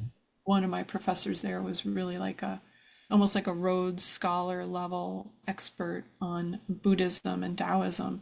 So getting that exposure and having that worldview open up. And so it very quickly became the world is a giant, beautiful, magical, amazing place. And whatever worldview I had as a child was like one little grain of sand on Yeah. all the world's oceans. So mind expanding. And I cannot imagine having had a better college experience than I had. Yeah. Everything about it was just hitting it out of the park. And was that starting to answer those questions from childhood and being in the Catholic school environment where you felt you weren't getting the full information and it didn't sound quite right? This now validating. Okay. 100%. Okay. 100%. I Okay. mean, the Native American worldview is there's so much wisdom there that's just tried and true and cannot be argued with. There's so much in organized religion that is arguable. There is, in my view, nothing in Native American spirituality that you can argue with. Everything has this ring of truth to it with a capital T, and in your body and in your heart and in your feet. Like you can feel it. This is so grounding, and you can just, it's this warm current of this warm river where you can just relax into the current and be supported and buoyed by it and feel like carried downstream to more and more places of beauty and connection. And that, talk about opposite. When you have this reductionist, sort of fear based, very misogynistic, anti woman, the kind of anti woman messaging that I got as a child it's legit abusive. Yeah. Yeah. And that took a long time to unwind. I think I was probably in my late 20s, early 30s before I was like, oh, I think I finally got like the tightest knot out of that. And now I can get the rest of the knots out. Okay. Okay. So as you're nearing the end of college, what is your mindset in terms of what you're planning to do to move forward into Mhm. your new life outside of school? Yeah, that question can be answered by actually going back into my college experience around my sophomore year. Okay. And I had told you I told you this story when we had our little pre-meeting, Yeah, but I want to tell it again for the please, audience, for the please do. listeners, just because it was such an aha for me, and I think if somebody can go, "Oh, I didn't know you could do that." Yeah, It would have saved me a lot of time if somebody had said that to me. Although in retrospect, you need every step of the journey sure. to get to where you are. So I really wouldn't change it given the opportunity. But so when I first went to Northland, I declared outdoor writing as my major under the outdoor ed department. And then about doing all of these sampler experiences on the weekends, I thought I really want to work with what they called at that time special populations. That was the label that they gave to differently abled people, whether it was juvenile delinquents, which is what they called them at the time, or people with developmental disabilities, or people with hearing loss, or amputees, or youth at, or did I say youth at risk? Yeah, youth at risk. And I was like, I really am interested in. Have you heard of Outward Bound? It sounds familiar. So what it is, wilderness experiences, extended wilderness experiences, like 30-day programs where outdoor leaders will take you out who are skilled in group process and communication, and you and the environment and physical challenges like rock climbing and rappelling and whitewater canoeing and those sorts of like physical things will create a setting where you can do personal growth and development. Okay, yeah, yeah. Personal growth and development can be facilitated. So it's not like the camps that like Paris Hilton was sent to. Right, yeah, I'm with, Or Chad Frankie. It was like these are legit above board, non-abusive, right. expansive, holistic, grounded sorts of. So I wanted to be an outward bound leader working with youth at risk, Okay, which was actually the seed of that was my mom signing up for that program where the kid from the urban environment came in to live in the suburban environment. yeah, I was like, I want to do that. So there was a period of time, like maybe half a term or a term, where I was declared major for outdoor ed, but the specialization was special populations. And so I proceeded along those lines, and part of that degree core program was you were required to take these two classes. One was called winter camping, and the other one was called winter block. And the winter block required you to live for 3 months in the snow. okay, Yeah, yeah. In Wisconsin. in Wisconsin. Yeah. And actually, it was northern Minnesota, but yeah, Oh, North that was Minnesota. Okay. yeah. So I was like, so I'm like, all right, I'll do the winter camping, which was just a week. I think it was maybe 10 days, and it was on Christmas break, so I didn't have to go home for Christmas break my freshman year, Yeah. which was nice because I didn't want to spend Christmas with my family anyway. So that whole time was spent winter camping Okay. in the Boundary Waters canoe area, which is between like northern Minnesota and Canada. It's like right on the border there. It straddles, I believe. And in December, on my period, Gee, someone who hates the cold. And it was so basically you're on skis, the lakes are frozen, covered with snow. You're on skis and you're pulling a sled that's strapped onto you with all your gear, your food, your tent, whatever. And then we spend hours a day pulling these sleds, and then we'd set up camp. And I think there was one point where we set up camp where we actually were going to stay in this one location for 3 nights instead of one night. And because we had to learn the skill of how to build a quinzee. Do you know what a quinzee is? I do not. So it's a variation on a theme of an igloo.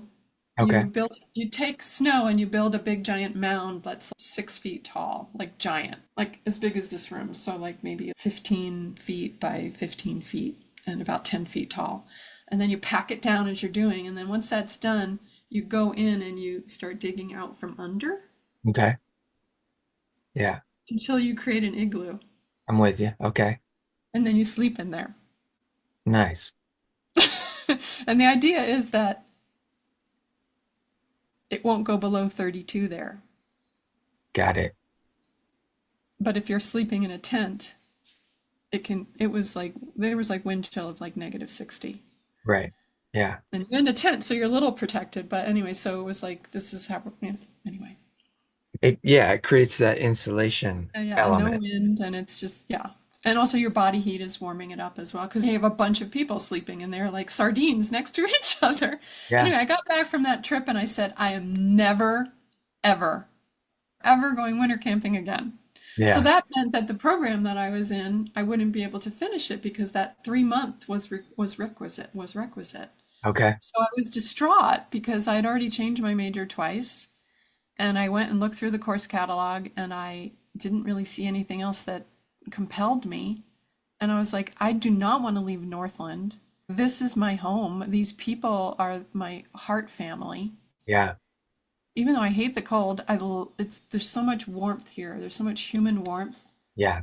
that I'm literally plugged in to things that I didn't even know existed in terms of spiritual nourishment and emotional nourishment and social nourishment and feeling like this bigger purpose, like of what I want to do with my life. I can't imagine leaving here. So I'm like having a breakdown, and I go to one of my professors who was the head of the Peace Studies department.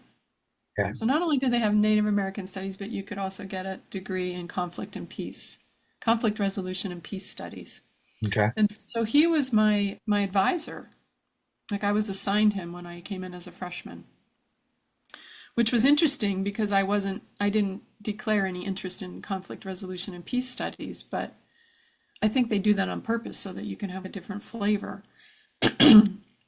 And his name was Kent Shifford. And I remember going to Kent in tears, going, I don't want to do winter block in Minnesota, and I don't want to leave Northland, and I don't see anything that I want to study. Help. Yeah.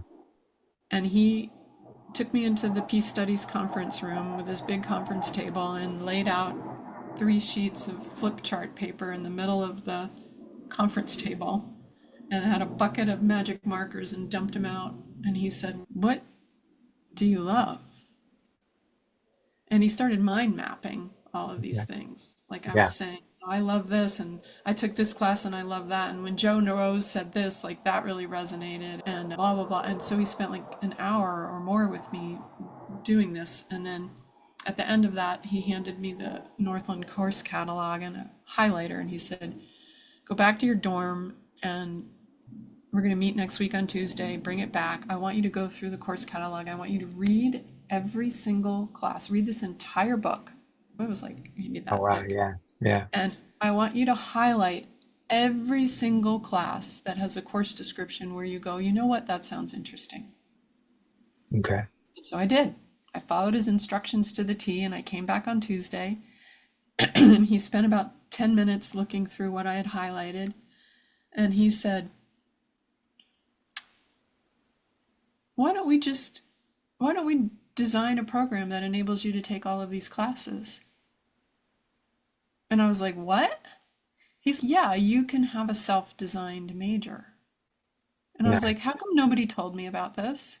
And I don't know, maybe they didn't want to advertise it too much because it's more work. Yeah. And he said, yeah, if you can come up with a rationale for what the through line is for all of the classes that you've highlighted, and if you can write that rationale in a compelling way and Hmm. give it a title, give it a name, what is the name of your degree?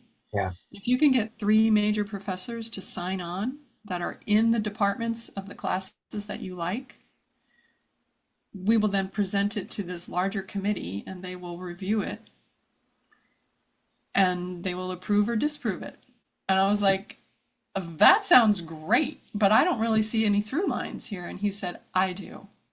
And he Okay. pulled out the mind map pages from the week prior, and then he started drawing in more stuff, filling in the information of the highlighting from the course catalog book. And what I ended up with was 4 minors: Okay. sociology, cultural anthropology, psychology, and philosophy. Mm. And I was, interestingly enough, 1 course shy of having like a psychology degree. And that class was statistics. Oh man. And I didn't want to take statistics. And I'm glad I didn't take statistics. But anyway, so here's the theme, and then I still have all the papers from this experience in a folder in the garage in the Well, filing cabinet.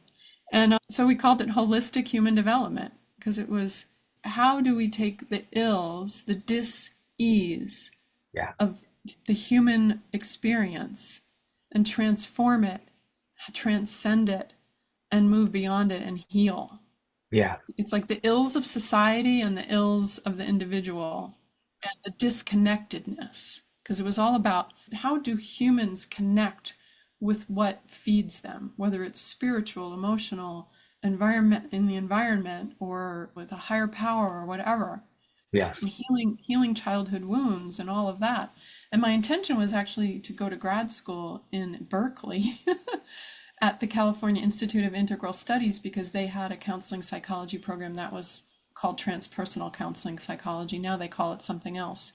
But it was that, like, how do you transcend the ego and really bring in these other perspectives of spirituality and other cultures and the unknown, the unlanguaged, these Yeah. things that can't quite be languaged, and how do you bring that into a healing modality? So I really wanted to go into counseling psychology with all of that. Okay. Yeah. So that's the long answer to your question. Right. So you're able to, again, we got another person who's looking at what you've been doing and seeing that they want to help you progress further. So they come up with this out of the box way to guide you and allow you to move forward with some purpose. And once you get through all of that, you got that final degree in mind. What do you do once you graduate? What is the thing that you step into after you've done graduation and now you've got to go out and put this new education and skill sets to use? Yeah. Yeah.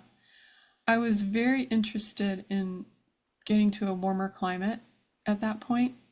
As much as I loved Northland and Ashland, which was the town that the college was in, and as much as I loved the North Woods and the lake, which is to live on Lake Superior is a very spiritual experience in and of itself. Yeah, And of course, having Joe Rose's worldview interwoven in that, like you can really see how, I mean, it is the Great Lake Gitchagumi.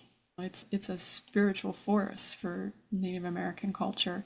for sure. And so as much as I loved all of that, I was like, get me somewhere warmer. So I wanted to be very intentional about choosing a town. So in my freshman block of those students that I was really close with, there was one boy in particular that I was very fond of. Okay. And by the beginning of sophomore year, we were dating. We were really close friends freshman year, and then we were dating sophomore year, and then we pretty much moved in together and then got an apartment off campus. So he was my college sweetheart, and we got engaged my senior year, and we got married our graduation weekend. So Friday was our wedding, and Sunday was graduation day. And the president of the college performed our wedding ceremony, and all of our friends were there. And it was at the Sigurd Olson Environmental Institute, which is this beautiful building on this creek. And I think we had 50 people there, and we had M&Ms. And one friend, Brad, said, "I'm not coming to the wedding unless you have Twinkies." So we had Twinkies, and it was just very hippie. It was Northland is a very much a hippie enclave. Okay. Like everyone there looks like they're time traveled from the 60s. Gotcha. Just give you a little bit more of a flavor of it. All right. So yeah, it was just this hippie wedding, and I was wearing this hippie dress with these hippie flowers and hippie hairdo and hippie vows. And yeah, it was like, I don't know, I think we spent like $150 on the whole wedding. And his name was Scott, and he had grown up in Hawaii. He was born in Connecticut, but they moved there when he moved to Hawaii when he was one. So he was like this haole, like an honorary native islander. Yeah. And in that culture, I don't really know too much about it, but I do know that marijuana use is very common and not necessarily. And that was when marijuana was illegal, obviously. But there, it was like easier to get and it wasn't as criminalized, even though it was technically criminal, it wasn't as criminalized, it wasn't prosecuted. So when he was like 9 years old, he started smoking pot daily with his buddies. Oh, wow. So he had a daily pot habit Okay. that carried, like when your brain isn't fully formed, Yes. that carried him through, and he still had a daily pot habit when we were together. And Okay. I was very anti-drug, very anti-pot, very like zealot level Okay. anti-drug. And because coming from an environment where addiction is rampant, I was Sure. like, I'm doing the opposite of that. Yeah. And so there was a lot of struggle in that relationship over his pot smoking and my disapproval of it. Okay. And also just seeing how he acted as a result of it. Because, I mean, he was a very sweet human being, very heart centered, very like ooey gooey, mushy, sweet, caring. So the upside of having a marijuana influenced neural development, the downside to a marijuana influenced neurological development is that there's no, at least in his experience, no motivation or aim or focus or follow through or just very much like in the present moment, a thing which has its own benefits to be living life in the present moment, because that's a very actually Native American blessing to be able to live life from that place. That's why Joe Rose was late to class half the time, because he's in the moment. He's having a Right. conversation on the quad with another student. That was really interesting. Yeah. And so philosophically, I was like, okay, I support this, but and while you're in college, it's easy to just make that be not a big thing Hmm. because I'm focused on my studies. He's doing his studies, which are different than mine. We're not in the same classes. His circle of friends is different than my circle of friends now because we've not in that freshman block anymore, and he's now hanging out with the potheads. One of whom, from a claim to fame standpoint, one of whom was Tenzing Norgay's son. Do you Okay. know who Tenzing Norgay is? I do not. Tenzing Norgay is world famous for being Sir Edmund Hillary's Sherpa in summiting Everest for the first time ever. Okay. So this was like a big thing in the 50s to summit Everest. Yeah. And it was Sir Edmund Hillary, who was this British mountaineer and explorer in the imprint of the great British explorers and also colonialists, and his Nepalese Sherpa. And he was Sir Edmund Hillary was a good egg, and so he lifted up his Sherpa as a co-celebrity. And Okay. so in certain circles, that's especially in Northland circles where so many people were in the environment, into mountain climbing, into extreme sports and extreme pushing themselves. So he was a celebrity on campus, this Oh, man's son. gotcha. And he was one of his smoking buddies. He's actually gone on to do amazing things in terms of environmental impact. Okay. But Scott, on the other hand, didn't. We got married, and I was like, you know what? I want to live in a place where it's warm, but it has the same kind of strong sense of community as Northland.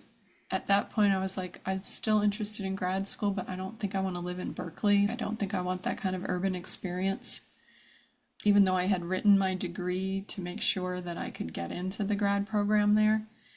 Anyway, so we had a short list of towns: Boulder, Nevada City, Grass Valley, Ashland, Oregon, not to be confused with Ashland, Wisconsin, which was where we lived, Okay.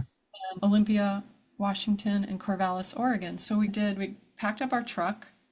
Everything we owned fit in this little Ford Ranger. And Gotcha. we adopted two little littermates, little lab mix littermates, because one of our summer jobs was to work at this summer camp for kids. And we stayed on extra long after the season ended. I was leading canoe trips for 11 and 12-year-olds in the wilderness of Minnesota. That Okay. was my job the summer after junior year and the summer after senior year. I was leading canoe trips with kids in the days before vinyl tents. Like they were canvas tents.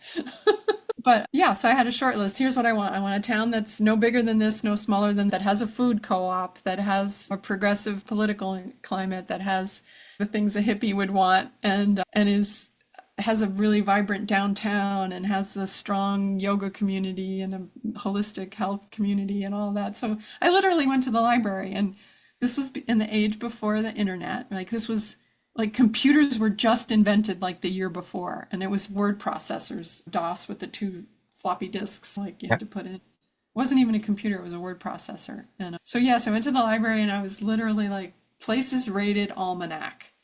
What's the weather like? What's the population? How are people voting there? And came up with this short list. So when we packed up our truck with our two puppies, oh yeah, so the story was we were dog sitting for the caretakers of the camp after the season was over, and I accidentally, they told me, if your only job is to keep these two dogs apart because one of them is in heat, and I failed. And Oh, so I felt bad, and they had puppies, and so I was like, all right, I have to help them. So I took two puppies. So we had two little puppies, Jake and Ellie, in the back of our Ford Ranger. We went and we stayed in Boulder for a while because he had a cousin there. And then we went to Grass Valley, Nevada City, because his parents lived there. And then we stayed there for a while, and then we went up to Ashland, Oregon, and we said nope, the wood stove inversion is too toxic here. We can't live here. And oh, and Eugene, Oregon was also on the list. We went to Eugene and stayed there for a while, and then kept going to Corvallis. So we just went up, up I-5 here. And we had some friends that graduated from Northam that were in our core group of friends that had gone on to grad school at Oregon State University in Corvallis. So we had a floor to crash on, and so we stayed there for long enough to realize that this was it. We didn't need to go any further. We didn't need to look at Olympia. And immediately got ensconced in this wonderful, extended, warm, hippie community. okay. And it was like, okay, we're done. And so at that point, I got a job, a job immediately because we had spent all this money doing this cross country thing, and all of my work study money had run out. And Right. so I got a job at Oregon State University at the bookstore because, of course, books were my lifesaver. Yeah. And one of my work study jobs in college, my freshman year, was working at the campus print shop. So I had some knowledge base there. So I ended up working in the print shop in the basement of the bookstore. Okay. And it was in the bindery and a print, like a press before Fresh digital brain. printing, Yep.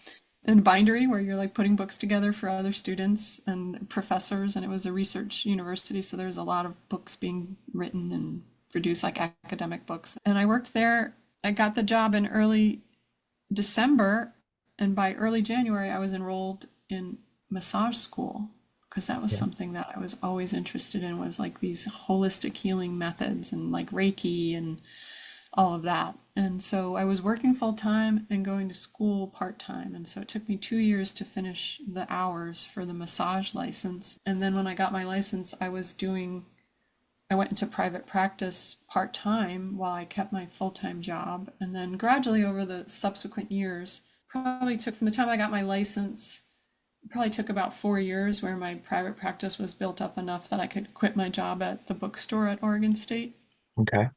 And they were really flexible with hours. So it was, and I loved working there, and my coworkers were amazing. Again, amazing community. Yeah. That's like the theme, like something I didn't experience in my formative years. Yeah. So yeah, I lived there for 15 years Okay. and had a private massage practice. And then that developed into learning about taking workshops in the healing arts and learning all about like energy healing, and All because the it different was modalities. always like the priority was always like how to bring ease to myself and to others, how to bring healing to myself and others, and how to basically, I was a personal growth hobbyist and a Yeah. personal growth junkie and a personal growth. This is my life. I study this and I offer it professionally and I do it for myself all the time. That was my thing. And it still is really, really pretty much to this day. I consider myself a personal growth hobbyist.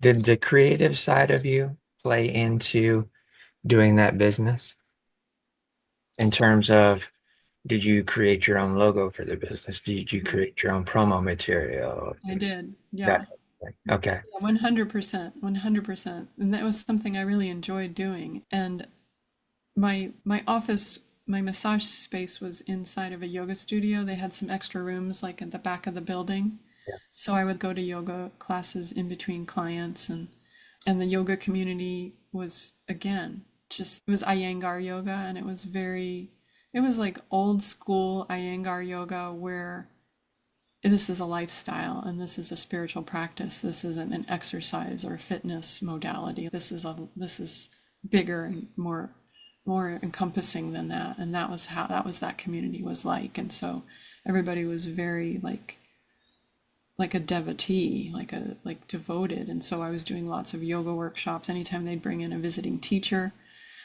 And then always myself, like at a certain point, I became very interested in feng shui. So I went and got feng shui certification, and then I was doing that, and then that needed a logo, and that was in the I'm going to say the mid '90s. So then now you're starting to get like the first Macintosh computers and websites and designing, and every time I would iterate and rebrand and do my own stuff, like that was part of the fun of it, was like creating the physical, the branding and the physical, the brochures, the logo, the website. And then at a certain point, other people will be like, can you do that for me? Okay. So it was nice because, oh, I get to bring in my design eye for other people, and also just my ability to really listen. What is it that what is it that you're about, and what is it that you're doing in the world? What's your unique genius, and how is it different from the other dime a dozen body workers? Because Corvallis being a progressive little enclave, and me being in that world of alternative and holistic healing arts, it's what makes you different from the 50 other massage therapists in this town. And two, you're looking at it from a perspective of how can I help you stand out Yeah. with the creative abilities that you have and your branding and different things like that. With the experience of your early home life and how that was in conflict with who you were personally on a spiritual level and just a level of understanding. Now you're into a marriage where you're doing healing work, stepping into massage therapy and Reiki and different things like that. And you're doing the creative side of things too, with branding and brochures and any kind of promotional materials, that type of stuff. How is that other side of the home life in marriage playing into your mindset? Because you stated you were against it, and it was a kind of a point of tension within that Mhm. relationship. How is that starting to affect your mind as you're getting more into the healing side of things, of Mhm. where it's a different purpose-driven lifestyle versus what your husband, his kind of I'm always in the vibe mindset Mhm. in terms of a structural view of things? How did Yeah, as that you look? might imagine, the marriage didn't withstand the forces of Time. the real world. Okay. We arrived in Corvallis in late November, early December. He tried to get a job, didn't really want a job. Sure. We had a very affordable place to live, so it wasn't like we had a do or die situation that really would force him, even though I was just making barely above minimum wage and also putting myself through massage school Mm. at the same time. And massage school was in Eugene and we lived in Corvallis. That's a commute. It's like an hour commute. So I wasn't around much, but he was at home all the time, high, watching TV Mm. for months. Probably the first easily, let's say we'll say 5 months after I got my job and started massage school. And he was like, nobody wants to hire me. I can't get a job, but he's not applying. Yeah. And so that he finally did get a job working because his degree was in outdoor ed with a naturalist specialty. So he did get a job as an outdoor educator at a school for it was outdoor school, that was the name of it, and it was about an hour from where we lived, and it was residential. So that meant, and it was for fourth graders. So he would go during the week. What it was, they would take a class, like a grade, like all the fourth graders in this school get to go to outdoor school for a week. So they would take them as residential. The kids would come and stay in these cabins, and he was the resident naturalist. And so he would go Sunday night and come back Friday night for probably 6 months, maybe. Okay. And during that time, he fell in love with one of his coworkers, and Mm, that coworker fell in love with him. okay. And so they had an affair, and then eventually he asked for a divorce, and he ended up moving to Portland to be with her, and they ended up getting married. The marriage didn't last very long. But yeah, we got a divorce. We had been married, I think, a year and 3 months Oh, after having been in relationship for 3 years before we got married. So the whole relationship was just under 5 years. yeah, yeah. Plus a year of friendship on top of that. And I was truly in love with him. So that was a really difficult transition. Sure. But at the same time, I don't want to be where somebody doesn't want me. My mother Correct. created the environment of I don't want you. So as soon as it became apparent that there was no repair for Uh, this fracture, I was like, okay, let's do it. Let's get her done. And then he moved to Portland, and we split our meager belongings. I got both the dogs. okay. And yeah, he went on his merry way. And then I was like, oh, I can't afford this apartment by myself. So I put an ad on up at the university to get a roommate, which was very common in a university town. And Sure. so a grad student moved in with me who was in the forestry department at OSU. And long story short, we some time later ended up in a relationship, ended up falling in love and being in a relationship. And then we were in a relationship for about 3 years. Okay. And when he finished his graduate degree, he got a job in California and moved. And we did a little long distance thing for a while, but then eventually just became friends because yeah. Too difficult. Yeah. So I think I was like 25, 26 when we broke up. And then I met, and this was in the era of very breaking up with Paul, who was the forestry student. First of all, he opened up a whole world to me too, because it's like being a forestry student at OSU, like there was a lot of overlap in our worldview, even though essentially a forester is a tree farmer for pulp and paper. He's not living in the woods like Thoreau, which is what I Yeah. thought forestry was.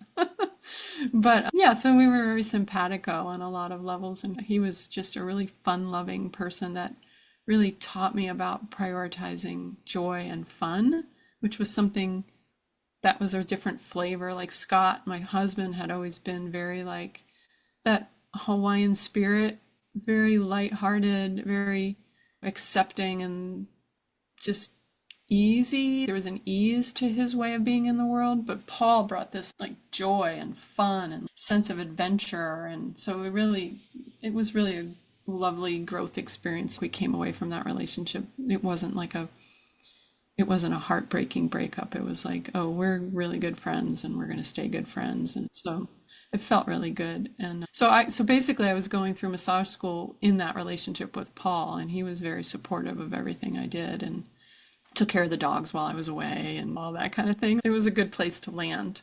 Okay. And how is the business going at that point? And also, too, with you going through this transition, how is that potentially affecting the business? Yeah, so one of the things that being a lover of community, which is actually how you and I met, right? Yeah, correct. Was through our mutual love of community. And how do we create community? How do Yeah. you create community for artists in recovery? How do I create community for my people, my audience, my tribe, whatever you Yep. want to call it?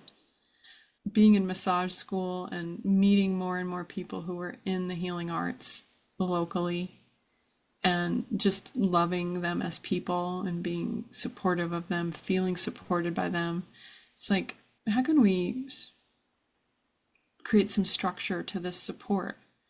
And so this fellow massage student, Leon Dunham, and I, who were doing the commuting, There was a few of us who were commuting from Corvallis to Eugene for the training, for the schooling, and which was also really fun. I loved massage school majorly. I was like, you know what? Why don't we create like a guild, like a healing arts guild? We'll call it the Corvallis Healing Arts Guild, and we'll support each other in doing our marketing. We'll support each other in growing our businesses. We'll support each other and we'll trade we'll Versus trade work. compatibles. Yeah, Yeah, and we'll just create a platform for having a bigger voice so that more people can learn about what we're offering. yeah. And so that's what I did. I created the Corvallis Healing Arts Guild, and one of the first things I did was create a brochure. That was a directory. This was again The pre internet. pre-internet, Yeah, pre-graphic design programs, yeah, yeah. And so we literally worked with this local print shop because I worked at a print shop, so I knew all the language and I knew like how to lay it out and I knew compositing and I knew working at the light table, like all that stuff. And so we created this pamphlet that was like probably, I don't know, I think there were maybe 50 of us in there. And where here's your phone number, here's your address, here's the description of your modality, here's a photo, here's the name of your business, here's your training credentials. And we just printed like hundreds of them, full color, and Nice. just started like distributing them and created a monthly meeting. And that was like so fun. So Right. fun because we're building community and we're supporting each other. And that was actually the beginning of me doing what would now today be called mastermind groups and success teams. Okay. So I took the fun of facilitating those groups and I transferred it over to women solopreneurs. All right. So who's running a business in Corvallis who's a woman who doesn't have any employees, who's just doing it by herself? And then so that kind of morphed into like year after year, I would iterate and have these new groups where I was facilitating round robins and how can we support each other and where are you stuck and how can the group help get you unstuck and creating little accountability buddying and accountability partnerships. And so that has been a theme through my life aside with this. And of course, all of that, the graphic design piece, of course, is morphing as time goes by and more Right. technologies are available to us to do that. Yeah. So here I am, almost 60 years old, and I'm still doing exactly what I was doing in my 20s in Corvallis, but to a different level. But it's working with healing arts people, working with women solopreneurs, and creating community and supporting one another, not just me as somebody who has expertise and you're going to hire me, but also how can we create a circle, a women's circle. Not to say that there haven't been men in the mix at various times throughout the years, but it's my focus has always been women by and large, which actually came a bit out of that childhood wound too, because I was um, just thinking of this. yeah, at a certain point, it was like men aren't safe. Men are safe, women are not. And at a certain point, I looked around my life and I realized all of my close friendships are men. And I don't have any women friends. And I went, I want to fix this. I'm going to fix this. I'm going to heal whatever it is that's driving it. Okay. And I'm going to make a change. And then it became like this whole world opened up of like sisterhood. Yeah. And what I'm seeing here too as well is the earlier path of potentially going into the the nunhoodship, right? Yeah. Being surrounded by only the women within the bubble of that Right. convent. You left that, you changed directions and went away from that.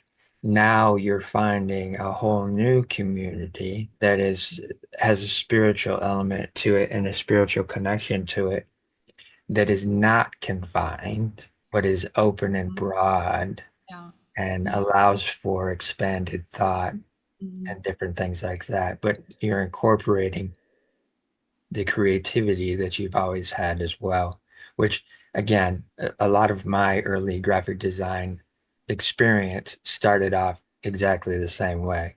I would take my designs and my drawings to the local print shop and say, this is what I want to create with this. And they were so fascinated by what I was bringing in just by not using a computer, just basic skill set of layout and creation and design on my own that I just figured out because I had very little of that at college. They saw that in me and wanted to nourish that. So they would just invite me into the back where all the presses were Yeah. and say, hey, just come Yeah. here and watch your project get Mhm. printed so you understand what the process is like. So you understand the next design thing that you create, then you understand how it needs to be produced and finished off. So that experience has always stuck with me, and I've experienced those things as well, going into multiple genres of the creative Mhm. field, whether it's Mhm. fashion, whether it's jewelry, whether it's the entertainment stuff. It's all because of being in those environments first, and then people seeing my creative talents and saying, what if you did this? Or here, let me show you this so you can understand it more. And then it just expands out from there. Yeah. Yeah. So that's fascinating to see those circles taking Yeah, place. to just see how there was never a misstep on the path. Like me getting a work study job as a freshman at Northland in the print shop. Yeah, That and learning like cut and paste layouts and yeah, like literal cut and paste with an yep, X-Acto knife and the little white tape yep, and then landing in Corvallis with what can I do here? Oh, I've worked in a print shop. Oh, there's a print shop looking for to hire. yeah, Of course, that print shop was a lot bigger and a lot more developed and more people working there, but then having all those years of the behind the scenes of like old school graphic design and having the actual experience of taking my good eye, my good artist's eye, and applying it to graphic design, and then seeing how that then carried forward and working as a massage therapist, wanting to help my fellow Healing Arts Guilds members. I can design a business card for you. I know how to do that. yeah, exactly, exactly. So with the community that you're building and you're helping these other solopreneurs and that type of thing, how is that moving you forward through life at that point? Because I'm saying you're approximately in your mid 30s ish around that time. And how is that creating potential decisions of how you want to move forward and where you're going to move forward? Mhm. Yeah, when I was living in Oregon, so I lived there for 15 years and I moved there in 88, maybe a little less than 15 years. And the first 3 years that I lived there, the gray skies really didn't seem to impact my mental health. Okay. But after about the fourth or fifth year, each year got worse and it actually became like completely debilitating, the seasonal affective disorder. Yeah. And I was having thoughts of not wanting to be here. Okay. I won't say that I was suicidal, but I just wished that I was dead a lot of the time. Sure. I just didn't want to be alive. And I remember, so being a very naturally nurturing personality person, massage therapist in the healing arts, interested in counseling, really interested in giving and receiving the nourishment of community. Like I'm a certain type of person, right? Yeah. So I'm driving down the road in February in Oregon on a fairly busy street in Corvallis that it's like 45 miles an hour, 50 miles an hour speed limit. And there's a lot of cyclists. I was actually a bike commuter for 10 of the 14 years that I lived there and didn't even own a car. And so there's a cyclist in the bike lane on this busy road and I feel myself wanting to turn the steering wheel Okay. to hit this cyclist.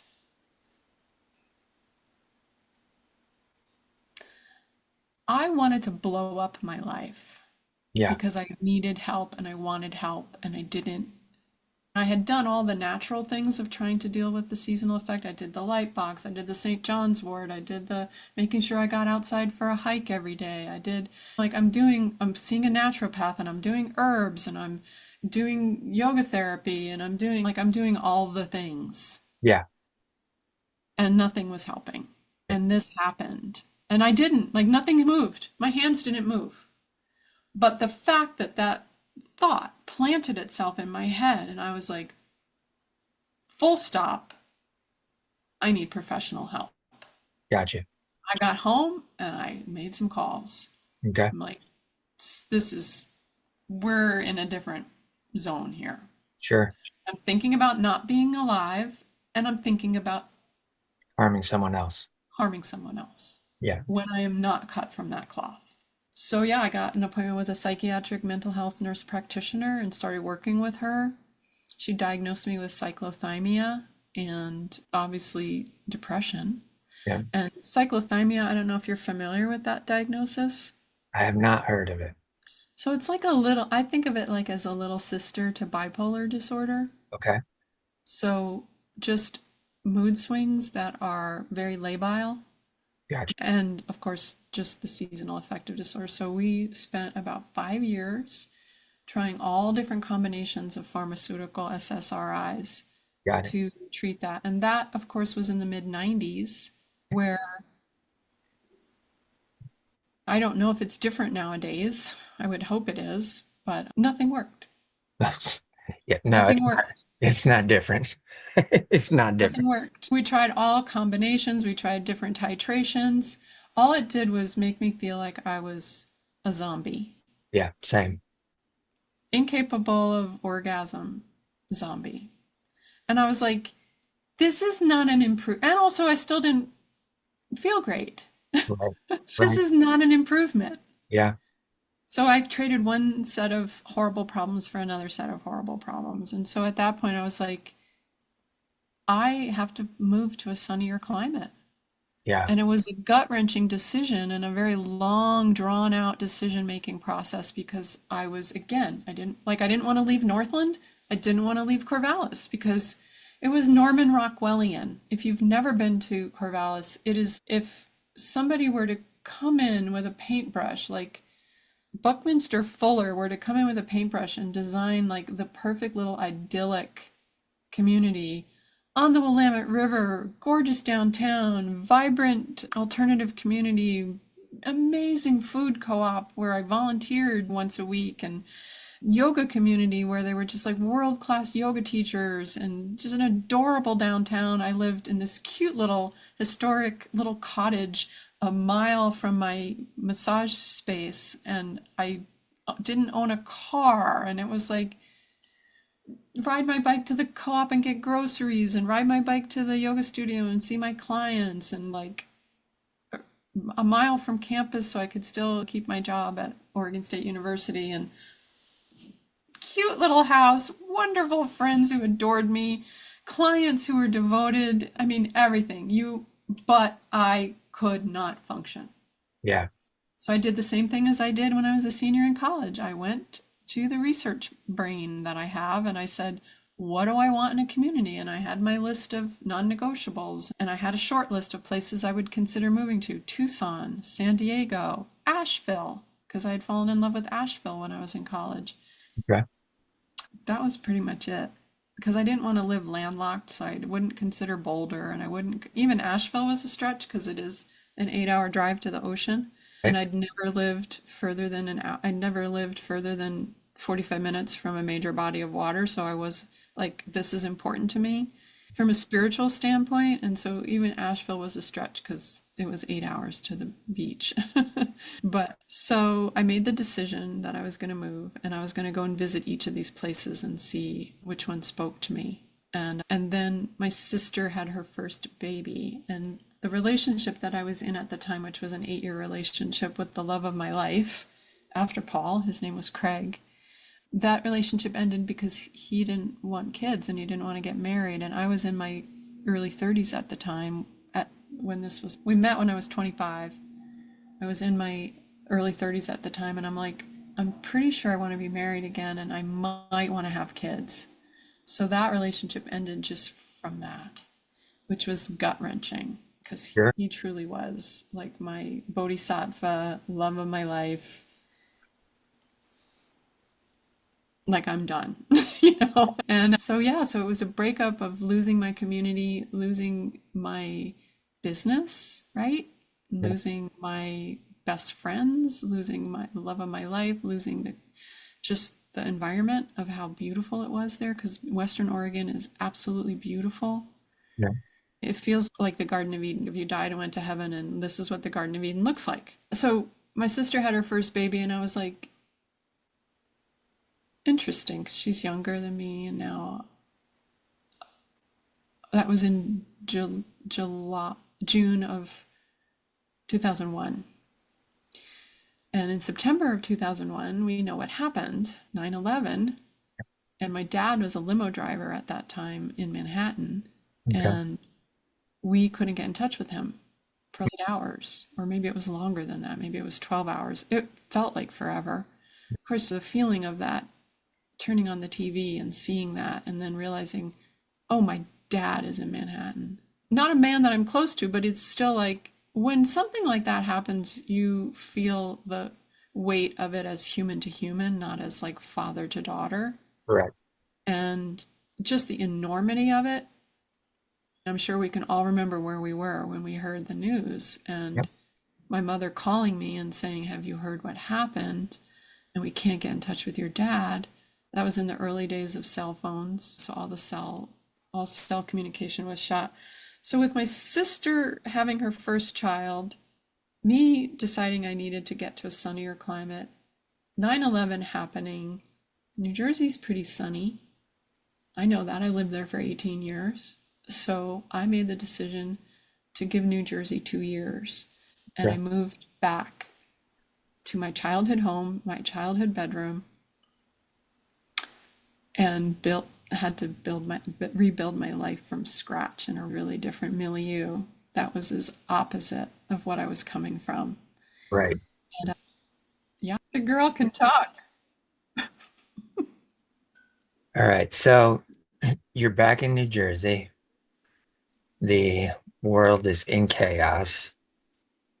And you said you picked up a graphic design job. And so how do things, first of all, how does those 8 hours of not being able to be in contact with your father, how is that affecting everybody from a mental standpoint? Oh, yeah. It was sheer chaos and sheer because it's not just, oh, dad's not picking up his phone. It's like hundreds and hundreds of people are dead. Yeah, Dad could be one of them. And like, when is the next? You know how it was in those following days? It was like, when is the next attack and where is it going to be? sure. And yeah, so it was pretty. Because I moved back on October 10th. Okay. So it was like, what is that? Like a month after it? Yep. Yeah. But he was fine. Okay. He was fine. In fact, he flew to Oregon, terrified of flying, but flew to Oregon so that he could help me drive the U-Haul back across the country. Oh, wow.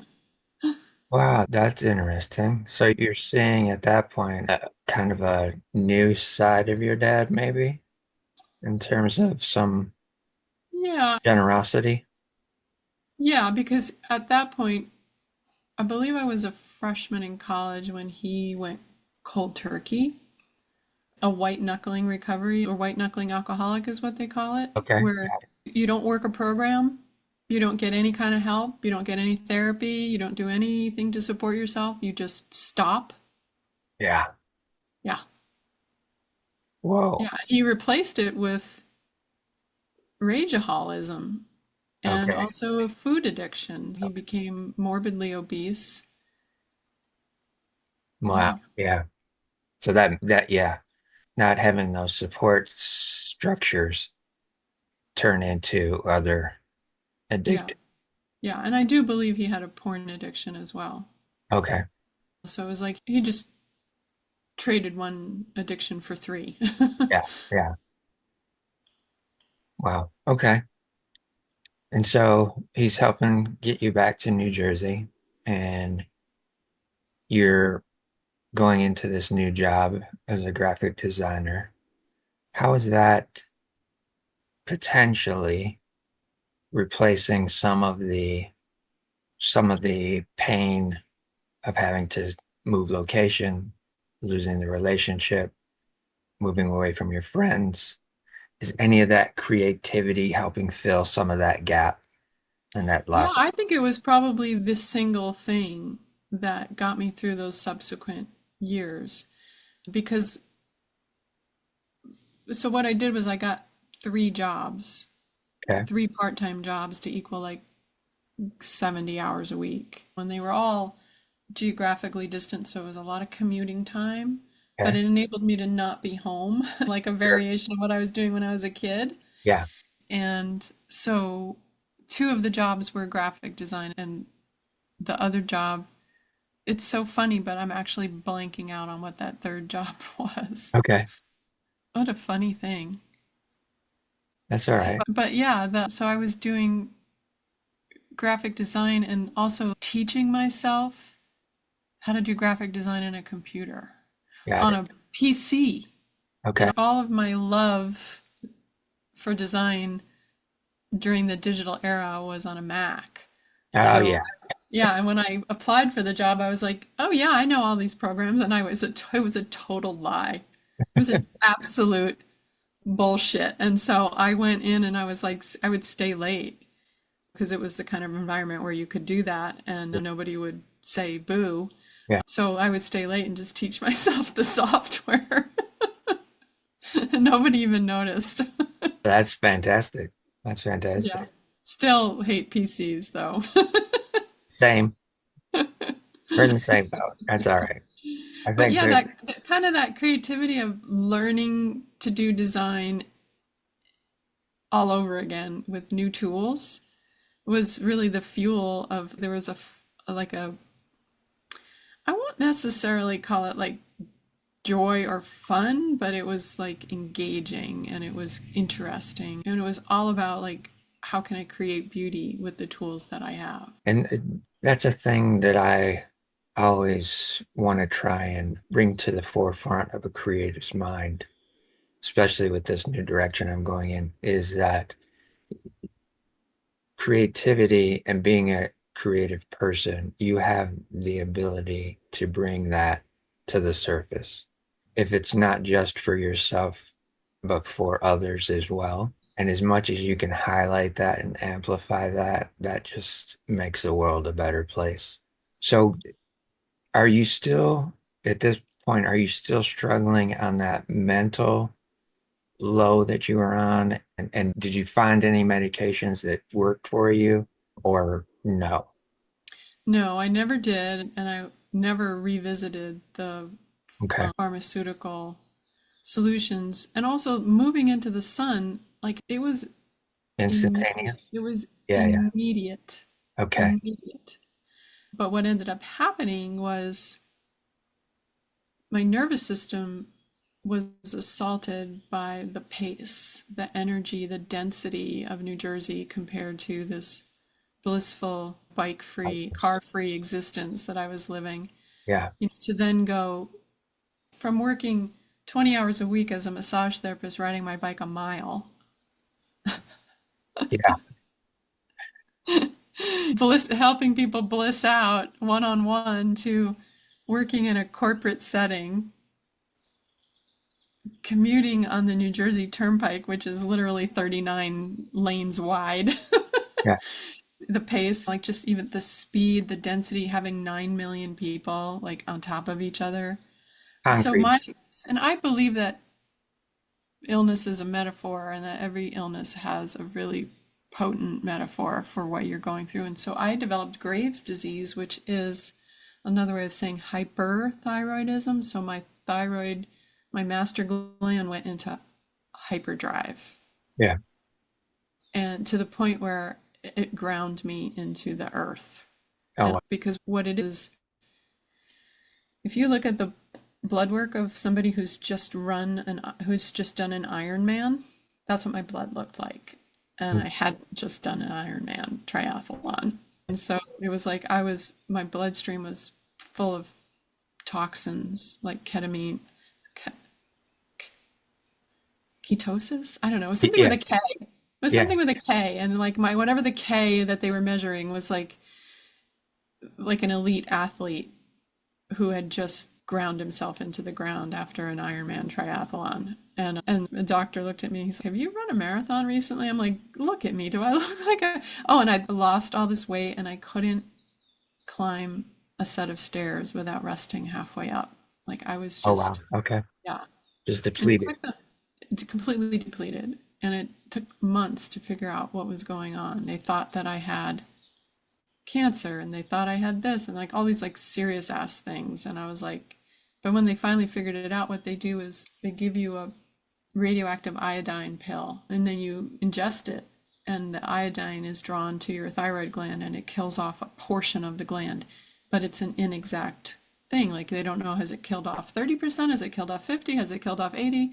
So then you spend another 2 years like titrating the medication to make up for, because now you don't have a thyroid gland or it's only partially functioning. So it took me like 2 years to start feeling better.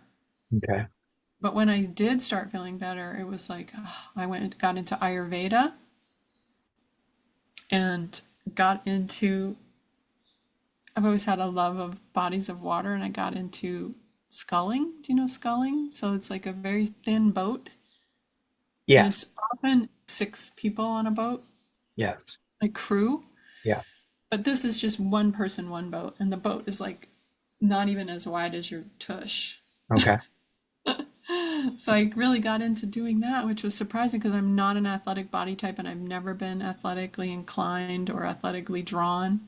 But for some reason, this particular sport really spoke to me. And again, it was like nature and water and movement and beauty because the river was so beautiful. It's actually the Navasink River on the Jersey Shore, which is dotted with mansions where John Bon Jovi lives and Springsteen and Yeah. Geraldo Rivera, but it's a tidal river, so there's jellyfish.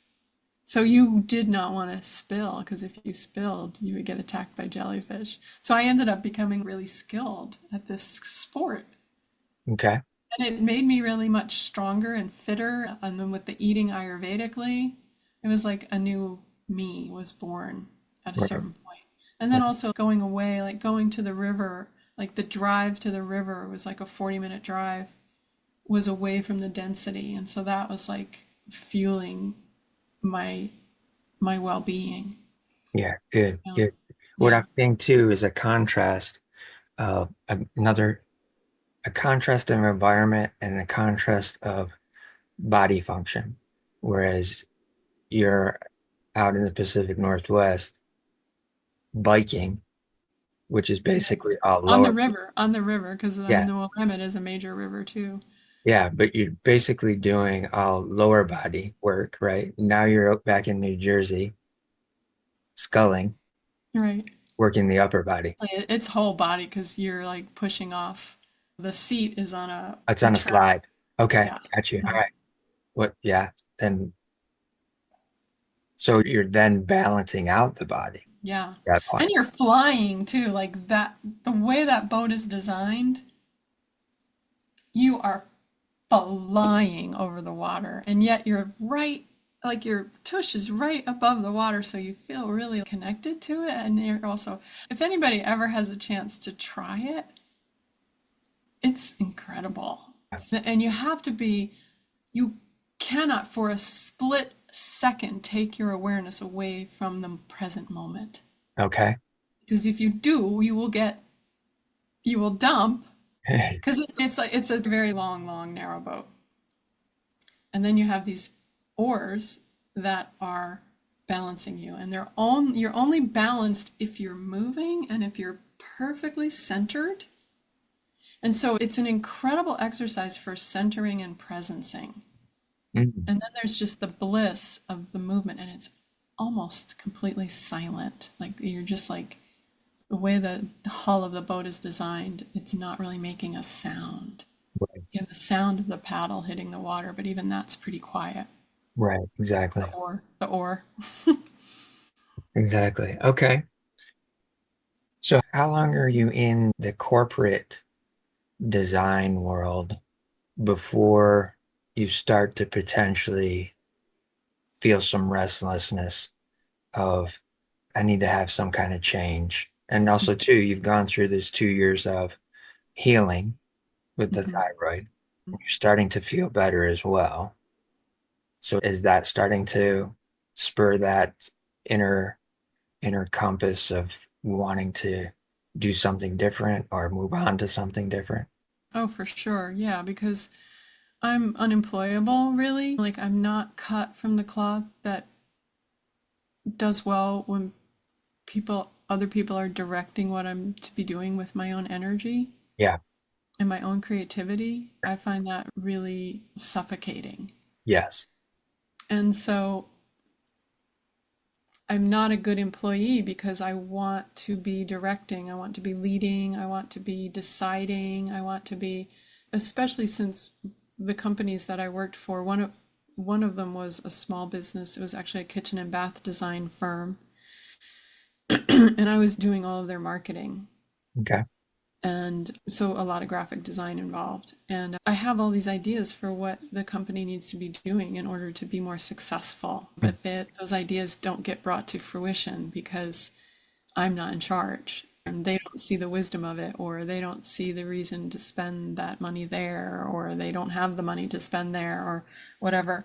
And then the other company that I was working for was a larger company, and the same thing. It's like there's no room for the kind of unicorn that you are. Yeah. And so it's a very stifling environment. So yeah, my I was just itching to get out of there and feeling better. So I put up a profile on a dating website, match.com. Okay. And I believe it was like the first match that I got. We ended up going out to dinner and immediately hit it off. And I'm like, I really like this guy. And he was like, I really like you. And so we started dating, and it was like immediately, you're my person, Mm. each of us. And he was in recovery. He Okay. was working a really aggressive recovery program. He'd been sober, clean and sober for 13 years at the time that we met. He was doing 3 meetings a week, AA, and was considered, even though that's a leaderless community, he was put on a pedestal a bit for how he was working his program and for how many sponsees he had and Yeah, I was gonna how, say this moved into a sponsor position. yeah. And he was the inviter. He was getting people in there. He was doing outreach. He was in IT himself, but he did contract work. So he'd do like a 3 month or a 6 month project, and then he'd make a lot of money, and then he'd have a few months off between projects where he would just go deep sea fishing Right. and very involved in the community, a small town in rural northwestern New Jersey. On the river, again, there's a theme. I'm always living on bodies of water. Yeah. Yeah. That was the Delaware River, and also close to the Raritan River as well. So anyway, and his parents lived down the shore, so we would spend a lot of time visiting. His parents were lovely, big Italian family. And anyway, so within 4 months, I had moved up to into his little condo up there, and still kept commuting down to this job at this kitchen and bath design firm. And I was like, I can't keep doing this. So I ended up applying for another graphic design job. It was actually not, I'm sorry, it wasn't graphic design. It was design, like kitchen and bath design Okay. job at this other firm. It was a very high end clientele in a very wealthy part of New Jersey. Not where I lived, I commuted to it, but it was like near the Trump golf course. So it gives you an idea of the affluence of that area. And the Sure. clients were like, these were like $200,000 kitchen remodels Yeah. to start. Like that was an entry level. But I was hired as a design assistant, and I ended up working there for probably, I'm going to say 2 months before I got fired, because I was like, why are you doing it this way? This could be so much better this other way. And just like having all these ideas for how this company should be run. Yeah. Yeah. And I ended up doing a lot. I ended up doing 3 different job descriptions within those 2 months. Like as soon as I got onboarded, they were like, "Oh, you can do this. Oh, do that. You can do this. Okay, do that." But they never paid me more. And at a certain point, I went into HR and I'm like, "Do you realize the value I'm bringing here? And I want to be paid for this value." And they were like, "No, we're not going to be doing that." I went back to my desk and then I got a voicemail saying to come back to the HR office, and they were like, "We'd like you to resign." Oh, wow. So I was like, "Thank you very much. I will be resigning." But of course, they do that so they don't have to pay you unemployment. So anyway, I quit and very happily never looked back. I never ever worked for anyone ever again. And I think I was, let's see, I had to be maybe 36 or something at the time. Okay. Yeah, never looked back. And but I did get to see the inside of what it's like to run a design firm Sure. from both of those jobs. And I also saw that wasn't something I really wanted to do. Like I like that's design in the built environment. It's really different. Yeah, for sure. But I also, always had a love for, I had been interested in feng shui and I'd been interested in, my dorm room was always the dorm room that the kids, that my friends hung out in because of how I decorated it. So I always had that interest in that as creative expression. Yeah, for sure. For sure. So at that point, what is the next move then? What do So you do? then I just leaned back into massage and I started doing massage. So we had bought an old historic American Foursquare and started remodeling it. And one of the first things we did was turned one of the main bedrooms downstairs that had a separate entrance. We turned that into my little massage space. So I had private clients there. And then I also was working at a massage center about a half a mile away that was downtown in this little cute little town that we lived in. So that was like an on-call sort of thing. Like she would call me and say, would you like this time at this client at this time? And I could say yes or no. So I was making my living as a massage therapist and then living in that town where I hadn't lived before. And I was like, oh, let's create community here for myself. And so that was when I put the invitation out to some friends and friends of friends and friends of friends of women solopreneurs. Let's do a mastermind together. And that, it wasn't, when I was still living in Oregon and doing those groups there, I was always doing them like just as a community service. I never thought I could charge for it. And at a certain point in time, somebody said, you could get paid as a professional facilitator to do these kinds of groups. And I was like, who would pay me to do this? And literally everyone in the room raised their hand. Oh, wow. So that was the beginning of doing professional facilitation for these kinds of groups. And so when I moved to New Jersey, I did a pilot group. And then after that, I started charging. And I did like one group per quarter Okay. for several years. Nice. And it started snowballing. And that was, again, that was like 2003 to 2008. Okay. So it was like before Zoom, before smartphones, Sure. It's all in person. before Facebook. Yeah. Yeah. What I want to point out to you at this point for the audience is the opportunity to be able to pivot. And through your storyline, you've pivoted quite a few times because of your own. Almost pathologically. But also too, it's because of your intuitive instinct to go in particular directions using your skill sets, whether it's the graphic design, creative element, or if it's the healing modality. You're just pivoting back and forth. The community piece too is like really Yes. woven in there. Yeah. So what I'm getting at for the creative audience is that just because you're in one particular field of creativity, whether it's design, whether it's music, whether it's painting, whatever, if you just are able to take the opportunity to talk to someone like myself or you even, or any other mentors within the community, They can help you figure out a way to pivot using your skill sets and being able to move into something that brings more joy to your life and is not such a burden with Mm-hmm. what you're trying to do. So you're creating this new community again around these solopreneurs. And you said you're doing that up until 2008. At 2008, does that just stop or what happens in No, 2008? that was so all of these groups were in person because that was the mode of the day. Sure.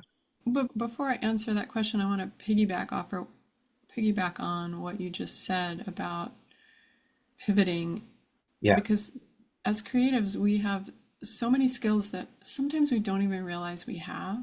Yes. And they're transferable skills to so many different industries. Yes. And we can get a foot in the door in those industries with something that seems unrelated, but yet is a perfect fit. Exactly. And it often takes someone outside of the water bottle to see the label on the water bottle, like a mentor or a coach or a guide who, or like how many, like Kent Shifford with the magic markers and the flip chart paper on the conference table, like someone who can help you say, there is a through line here. There is a way to take what you're naturally good at, what you love to do, what's your unique inborn genius Yes. that makes you feel like you lose track of time because it's so exquisitely in alignment with what you're here to do. To have somebody on the outside reflect back to you and go, you need a podcast for creatives and you need to interview Jelly Roll. Oh, that's gold. That's gold for sure. So we need mentors, we need seers. People can help us see the way seers. Yeah. Yeah. Thank you for that. And thank you for stacking up what I had said. That needed to be amplified a bit more. Yeah. Uh, To answer your question, so we got married on our 1 year anniversary of okay. meeting on Match.com. And about 6 months before our wedding, which by the way was on the river, on the Manasquan River, on a stern wheeler. This is, I think, something that is very potentially instructive for people in recovery. Okay. That when you're in recovery, you hit your stride at a certain point and you got your feet under you and you've got the life that you've now recreated from scratch without the yoke, the immediate yoke of the addiction or the mental illness. That's you've got some treatment, the treatment's working, your creativity is flowing, and you're feeling like I'm in a really good place. What invariably happens is you then hit your head on the ceiling of what's possible for your life. And you're in this unfamiliar zone where it's, I'm in a new era here, I'm in a new place, I'm in a new space, and I've never been here before. And my nervous system doesn't know how to manage this because life is going really well, Mm. right? It's like, how? And of course, at that point, the magic question is, how can I get willing to grow a nervous system that can enjoy massive amounts of positive energy for a long period of time without self sabotaging? But what we don't realize is that the self sabotage is actually fueled by a nervous system that's uncomfortable in this new space. So that's what happened with my fiance, my soon to be husband. He's working this recovery program, he's solid, life is going well. He's got a great job. He's able to do his passion, which is deep sea fishing in between jobs. He's got a relationship that is actually moving towards marriage with a woman that he adores. We had just bought a house, like that American Foursquare that we started tearing apart. He's a handyman, so he's having fun, like doing all the work, and hits his head on the ceiling. I get develops some sort of digestive thing, some sort of really dramatic digestive thing, goes to a doctor. And in 2003, before all of the PR that massive opioid addiction Oh, and the destruction that causes, the doctor prescribes opioids for his pain. And down he went the rabbit hole and never came out. And he died from his addiction. It took a few years for his body to shut down. I got out before that happened. okay. We spent about 2 years on in the dance of you need help, let me help you. You need help, let's get you help. You need help, are you willing to get help? Okay, I'll try a little bit of help. No, I don't really want it. At one point, he had 5 different doctors, 4 different pharmacies, Vicodin and Oxy, and he was doing this all the time because he doesn't have a steady supply of the pills. He Yeah. starts buying the pills online from Russia. Oh, wow. And he's devolving before my eyes. He turns into a maniac, like a monster, like he's manic. He can't sleep. Sweat is flying off of him. He's up all night. He turns into a literal monster and he becomes verbally abusive and physically abusive. Mm. And I'm still like, let's get you help. This is an illness. Let's get you help. And 2 things happened. One is he tried this outpatient therapy, Naloxone.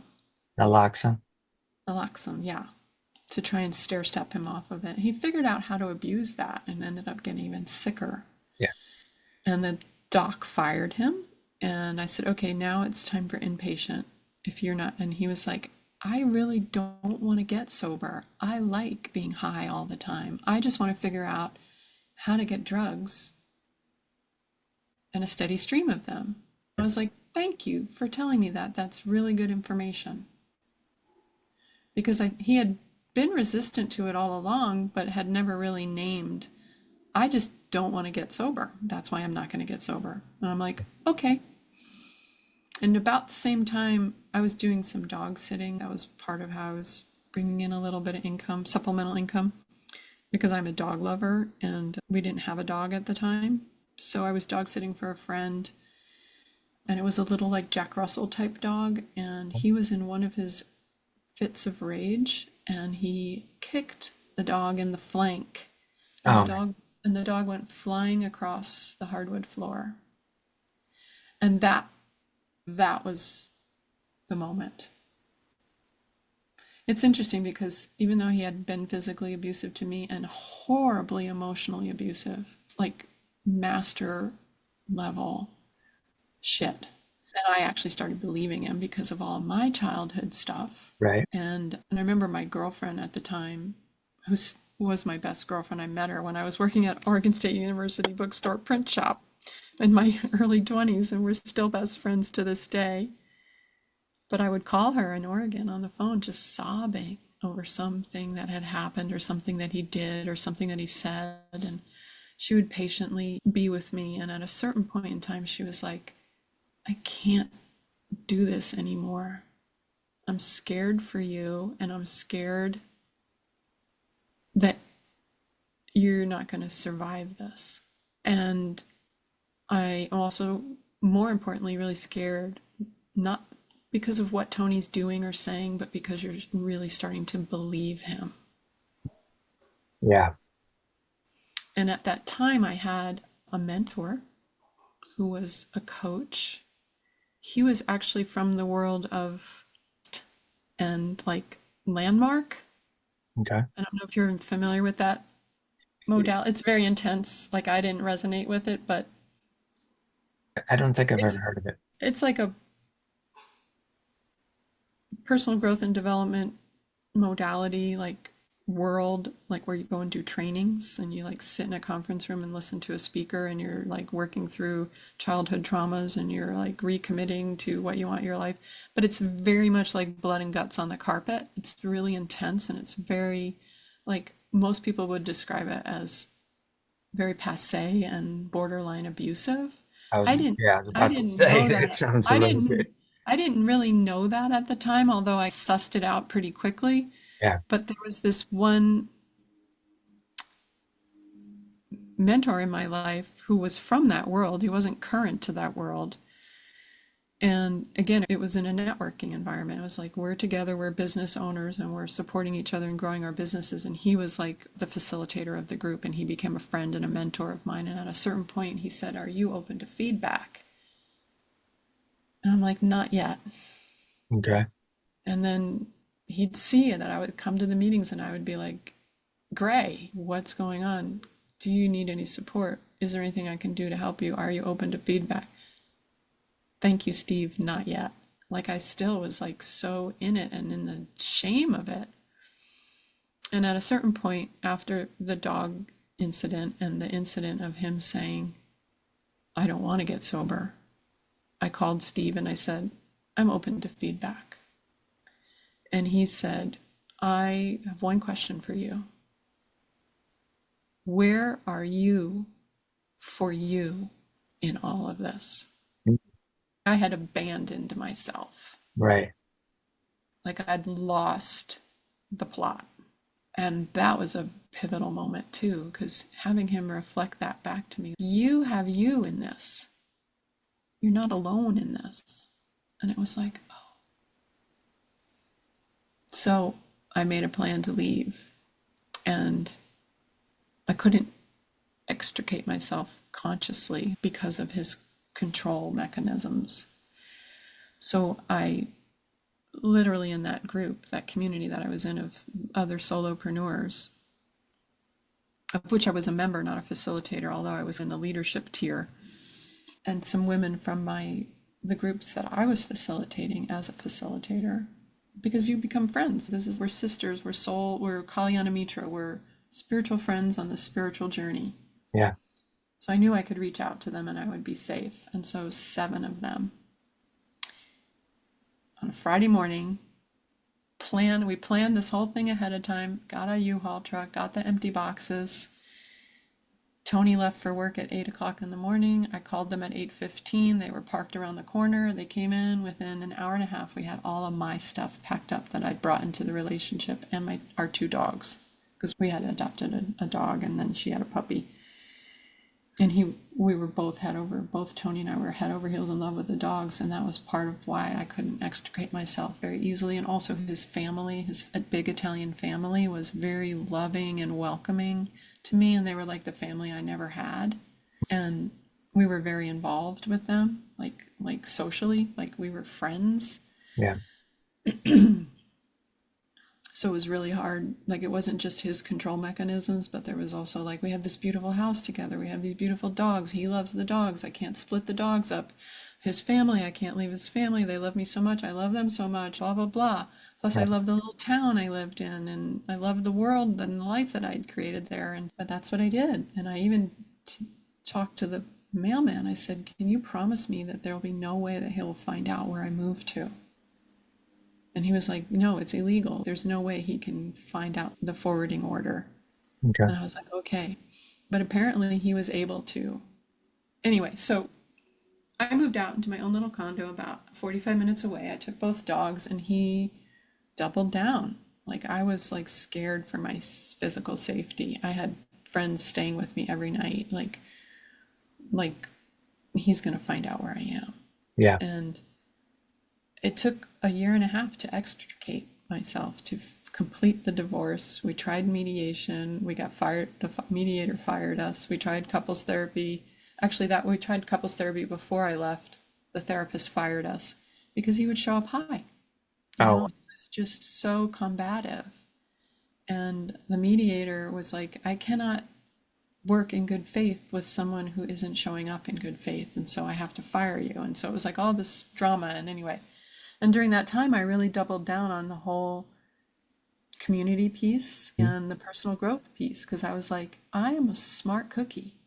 I've done so much personal growth work. How on God's green earth in my mid 30s did I manifest a relationship that was so awful?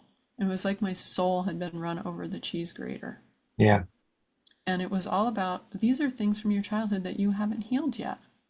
You've attracted a husband who was just like your mother and father, Yeah. and let's make sure that you do the work that needs to be done so that this doesn't repeat itself. And so that 18 months became just about really getting my feet under me in a way that would enable me to make really different choices for the rest of my life. Yeah. Yeah. And community was the saving grace in that, and also my connection to nature, because during that time I was hiking like 5 to 8 miles a day, like without fail, on the river, Yeah. in the woods.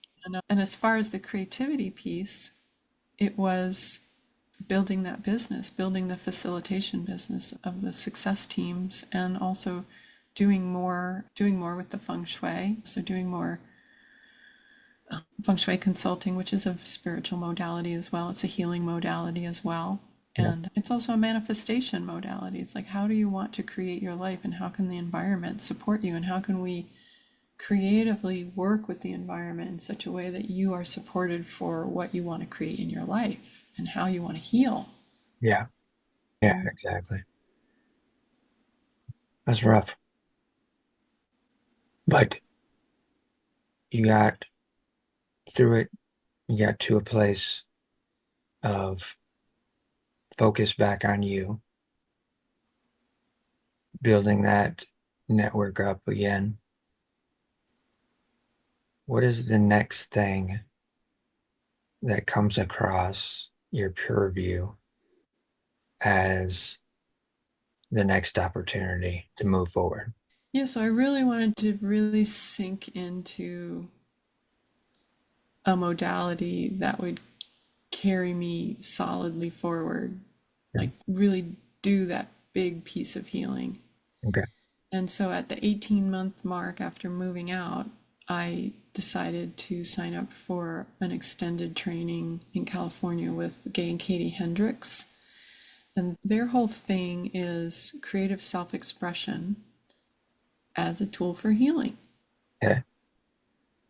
And so I went out, I bought a plane ticket from New Jersey to California to do this. It was the first in the series of trainings was 12 days. Got a hotel room. My best girlfriend that I'd mentioned earlier, the one who has been my BFF since I was 23, she had done some very immersive trainings with them in the 90s.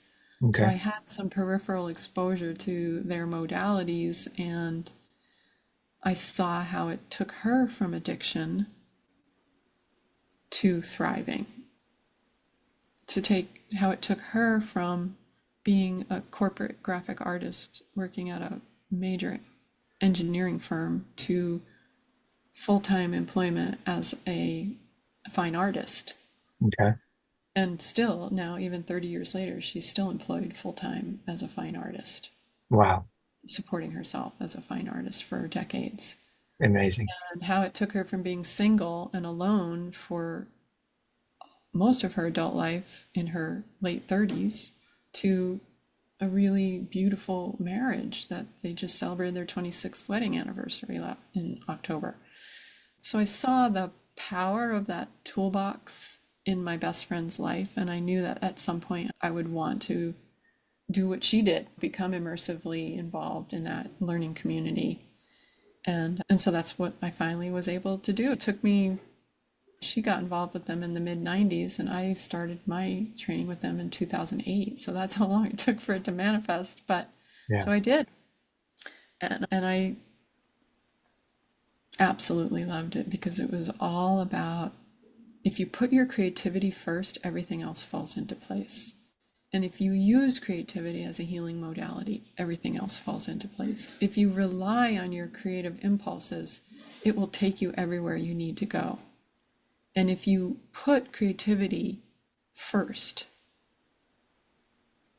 and you live as a creative, and not just as a creative from an artistic standpoint, but a creative from in every moment I get to create what wants to happen. Yes. So I am not at the effect of my shortcomings. and my wounds, not at the effect of my family of origin and the patterns that I was pickled in, the pickle juice that I was pickled in. Yeah. And I I have access to everything I need to design a life that is in alignment with my highest and best good and the natural gifts that I have for making a difference in the world, and also for using creativity as a primary driver for organizing my life. Yeah. So in 2008, I started basically a 6 year immersive journey of working and studying with the Hendrixes in that toolbox. And it's a very playful toolbox. It's a very lighthearted toolbox. It's a very, as I said, creativity centered toolbox. And yeah, so I got coaching certification from them, and I did in person trainings with them regularly for 6 years, like driving to California. So the other piece in that was that first training that I did in '08. I met my current husband there, and we've been married for 17 years. Okay. And so he was in that toolbox as well, using those same tools. And so that was a really good foundation for our relationship, because we knew we could always lean back and have have a similar language for moving through when things would come up, when items or issues would come up. Because really, love is a poultice. Love is a drawing salve. It's going to pull out the pus. It's going to pull out what needs to be healed. Yeah. And relationship is like a crucible for transformation if you let it. When it can bring all of those childhood wounds up and bring them into the light of love, where you can get curious about what wants to happen here. Like, how can we write a new story here? Yeah. How can we approach this with light and love and play to build a different kind of way of being in the world? So yeah, so that was a huge thing, and that led into me leading groups where creativity as self-expression, creativity as a healing mode of self-expression, that was a theme for me from 2008 until about 2014, when then we decided to move to France. Okay. He's 20 years older than me, and so he was of retirement age, and I've always wanted to live abroad. And I said, I've always thought at some point I would end up living abroad for a period of time, so that sounds about right. Sure, let's do that. So we spent a couple of years preparing to move over there, like doing all the long stay visa and all the paperwork, which was voluminous, and then selling our house, selling 95% of our belongings, and just moving over there and starting from scratch. Him being retired, and me being a digital nomad, of continuing to do these creativity groups, but from there, and doing it via teleconference, again, pre-Zoom, pre being able to see each other on a screen, pre-Skype. Yeah. Yeah. So that has been a central theme for almost 20 years now. Okay. What part of France did you go to? So are you familiar with France, the map of France? Not really, but I So, know a so France is a particular. clock face. It's an octagon shape. Yeah. If it's a clock face, we were like about 6:30, Okay. and we were about 45 minutes inland from the Mediterranean Sea and about equidistant between the Spanish border and Provence. So it was Okay. a very rural area. It was a village of 600 people. Okay. Yeah, on the river. Gotcha. On the river. Near water again. Yep. Was it was the community creative at all? Because I think of France, I think of Versailles, Paris, Yeah. the places where historically the arts were just flourishing. So that's where I was going with that location scenario. So it was a creative community too. So that also, 100%. Yeah, 100%. And in my involvement with the Hendrix community, I really reopened a chapter of my own artist self with painting and with textiles. Okay. You know, working with textiles artistically in the sense of art quilts and fabric dyeing and using natural dyes and watercolors. Okay. And so I brought that to my life in France and wanted to create an environment where I was spending more and more time doing that, and even leading creativity retreats where the people that I'd been working with in the States could come over and join me for creativity retreats. And we ended up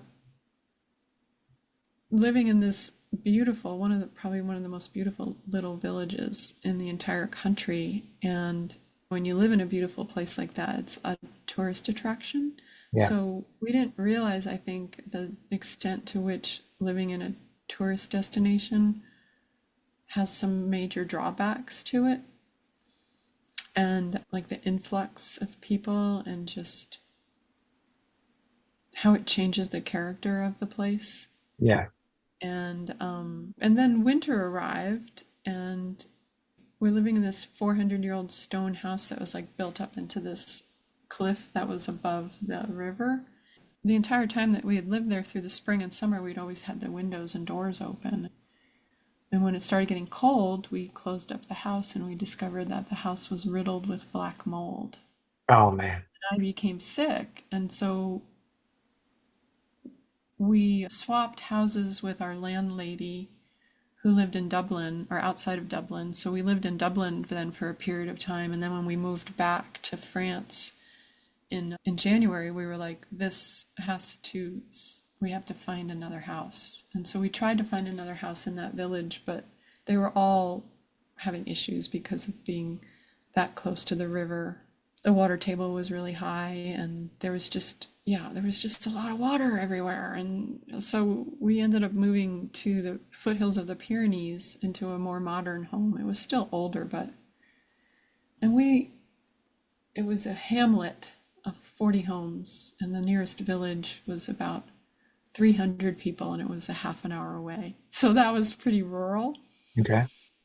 But again, I had a whole downstairs for an art studio, and the thing that actually got me was the Tramontane winds, these continental winds that come off of the Alps, Uh-huh. that they can be sustained like 60-mile-an-hour winds for like weeks at a time. Mm. Like it can drive you mad. And so I really started going mad. I'm like, I need to get out of the wind. Was not the solution. And my husband was like, okay, how about Italy? How about Spain? And so we started looking there, and he was like, I think you just really need to be in a very dry environment, because it was again like the Oregon with the wet and then the France with the wet. Like I Yeah. needed, so he was like, let's just move back to Tucson. And I feel like the Sonoran Desert is a spiritual home for me. Like maybe I had a past life here or something. Sure. And so that was my longing the whole time we were in France, was to move back to the desert. And so we did after 2 years in France. And so I said, I'm never leaving the desert ever again. Yeah, I don't know. Did I answer your question? Definitely. Only short stints towards water now. Pretty much. Yeah. Okay. Pretty much. You're in Arizona, and I'm guessing this is where you start building out your creative venture and working again from a creative standpoint, helping solopreneurs again. And what is the thought process of reviving that and moving that into where you're at now? Yeah, so we moved back to Tucson in, I think it was 2014 or 2013. And we were renting a house on the east side, and I was still doing these groups. I was actually leading creativity retreats where people would come. I had these women that I'd been working with virtually. I would have them come and we would do retreats there. And about a year into that, my husband said, I just miss France so much. I miss the village life. I miss being able to walk down to the main street, and I miss the smaller, tight knit aspect of it. And we went on a road trip to Salida, Colorado, where he has some friends of his lived, and it has a lot of those qualities. Again, it's on a river. And he was like, I really want to move to a place like this. And I was like, I cannot live landlocked. Even though technically Tucson is landlocked, we're only about a 4.5 hour drive from the Sea of Cortez. So you can, You that can get doesn't, there that's half a day, just, yeah. half a day. Yeah. So I'm like, Salida, Colorado, no, you cannot. I don't want to live at altitude. That doesn't feel right to from an Ayurvedic standpoint, it doesn't feel like the right fit for my constitution. But it started a yen in him of pushing for finding a way to recreate the experience of living in that village in France that he loved so much. And we found this little village about an hour and a half south of Tucson that was a population of 1,000. It's a little artist's colony kind of vibe. Okay. And it's not in the Sonoran Desert, it's high desert grasslands, but again, on the river, actually a creek, but a pretty big creek. And so we started looking down there to move. And my original idea was to rent there to see if we would like it. But we ended up house hunting and worked with these realtors who we then became friends with. And they would keep calling us with these cute places. And we wanted to live on the outskirts of town, but maybe even find a piece of land and build a straw bale house on it. That was the original idea going down there, like a small straw bale house. And it turns out that you cannot buy land and get a mortgage. Like you need something to secure. So we were like, okay, scratch that idea. What if we just bought a house that was like a straw bale house that was already built? So we ended up buying this abandoned raw mud adobe miner's cabin that had been abandoned for 2 years. And it Okay. was like 1,000 square feet. And it was, do you know raw mud adobe? So the walls are like 11 inches thick, 12 inches thick. And it's like mud that's been dried in the sun. Like it Yeah. hasn't been baked. Yeah. So we did that. We bought that house and we spent a year renovating it, which I get to use my design skills, to use my creativity. I get to design the landscaping. And it had a little casita out back that was like 300 square feet. And I was like, the mortgage was a little bit of a stretch. So I'm like, we can turn this casita into a little vacation rental because this town was not only like an artist's attractor, but it also was an attractor for birding. Like it was a world-class birders destination Okay. because of because of the migration paths of these some pretty rare birds that come from Mexico to the US. Again, it ended up being a tourist town. But we took the little casita and we turned it into a short-term vacation rental and put it on Airbnb and VRBO. And I got to remodel it and decorate it. It was cute as a button. I got to put my art on the walls. And it was incredibly successful. Like we were booked solid all the time. And we were like at the top end of what we could charge because it was so much nicer than the other places in the area. Okay. But then the monsoon season arrived. And I was like, it's too damp here for me. It's not the Sonoran Desert. So a year and a half after we finished these remodels, I was like, take me back to the desert. So we turned the main house into a vacation rental, which Yeah. took a few months to do that. And then we moved back to Tucson and we owned these 2 vacation rentals. So then I was a vacation rental owner manager. I created the branding for these 2 houses because each one had its own totally different vibe. I decorated them. I created the whole experience. So I was doing experience design as well. Yeah. All of just the welcome experience for the guests, like all of the manuals for here's what you should do in the area and And then I started working with other vacation rental owners in town to help them make their rentals better. And just having a lot of fun with all the branding and the decorating and the user experience creation, Yeah. design. And but it was a slog to drive an hour and a half every time there was a switchover. I tried hiring people to clone of myself to Yeah. do, because of the staging, like the staging of it, the exquisiteness of the staging, where you're fine tuning, like how are the sheets put on the bed? How are the pillows laid? How, like everything about it, like just up, like exquisite level of this is an art installation. Yeah. The experience here is an elevated, almost spiritual experience. And so I have a book, a guest book, where people can write their experience of it, Okay. full of people talking about how this was like a transcendent spiritual experience to stay in these homes. Very cool. So that's like a creative expression for me. But what I hated was actually running it. I just wanted to create it. Yeah. So at a certain point, I'm like, I hate the day-to-day management of it. I hate doing the bookings. I hate going back down there and changing the sheets and doing the laundry and blah, blah, blah. And so at a certain point, I was like, no. And then we started house hunting up here in Tucson and really couldn't find anything that we wanted.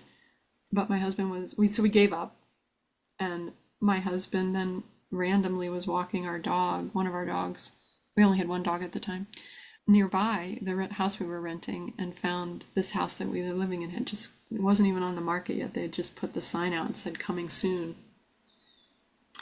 And he's, what if we buy this place? And I was like, we'd have to sell the houses in Patagonia, which would be fine with me. So we Hmm. sold the houses turnkey.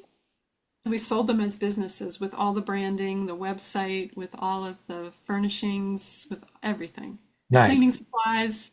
Nice. Here's the workflow, here's the onboarding, here's the offboarding, here's everything, here's the scripts. It was like a full thing that I just said, good riddance. Good. Right. But it did open up to, when we were down there, so the internet connection is really bad there, and the remodeling process and setting up the businesses and running them was so all consuming that I really wasn't doing anything with the groups, and I wasn't doing anything with my own like artist life. I do consider everything I did was like creative expression, but Sure. I wasn't like making art for myself, and I wasn't running groups. But I had all these vacation rental owners saying, can you do branding for me? Can you do a website for me? Can you do a logo for me? And so that kind of morphed into, oh, I'm a website designer now. I'm a brand designer. And then my sweet spot, of course, is working with people like me who are in the healing arts, who are into creative expression, who are into like personal growth and development. And so it very easily morphed into, now I'm not working with vacation rental owners, but I'm working with my tribe, like my people. Yes. So that's where I've been for the last 5 years, 6 years, 7 years, is just doing that. And now how I met you is going back to my roots of morphing those two, where it's about building community Right. and using that as a springboard for personal growth and development, and also getting your light into the world. How can we get your light into the world? Whether it's me helping you with website design and brand design and copywriting and spiritual midwifery there, like Yeah. feeling into your essence, feeling into what is your unique genius Yeah. that makes you different than all of the other dime a dozen coaches and body workers and movement educators. And also this piece of how can we as Kalyana Mitra, spiritual friends on the spiritual journey, how can we link elbows, link arms to support one another in shining our light so that we can make the world a better place? Yeah, exactly. With that in mind, there's one element that I want to pull out and see where this came to the forefront of your consciousness, and that is the intuitive element. What point across your life and all these different trials and hardships that you've experienced, as well as joyful times and truly fulfilling times, at what point did you start to realize that your intuition was coming into play? And as you would go on these paths of personal development, would you see that start to expand? What point did it start? And then where did you start to see it expand? I think it was always there because as a highly sensitive child Yeah, who's very tuned into very subtle things, yeah, like subtle mood shifts yeah, as a survival mechanism, and just highly sensitive in terms of knowing what people need in any given moment, like knowing how to meet them. So I think I've been really intuitive from the get go, and then like listening to different things more intentionally, like in my early 20s, like studying energy work and yeah, studying Reiki and studying polarity therapy and lots of different energy work modalities were really fascinating to me. Working with intuitives as a client, I'm the client and I'm working with an intuitive yeah, or intuitives, and really devoting myself to developing my intuition. That's why I think it was so hard with my second marriage because I really did fancy myself quite an intuitive person. So if that's so, then how did I get myself into this pickle? And it was because I was ignoring all the red flags. yeah, And a part of it too with Tony was if everyone in my family is either an addict or married to an addict, in that case, mostly alcoholism, and if it's my lot in life to be either an addict or married to an addict, at least I'll marry an addict who has 13 years of solid sobriety and devotion to his sobriety and like street cred and mileage with his sobriety. So I thought, this is the solution. yeah, right, right. My current husband, who I've been married to for 17 years, is not an addict. Fantastic. Like that movie, It Ends With Us. It ends. I don't have kids. I don't have any plans to have kids, obviously, at this age, but it ends with me. Nice, nice. But the intuition piece,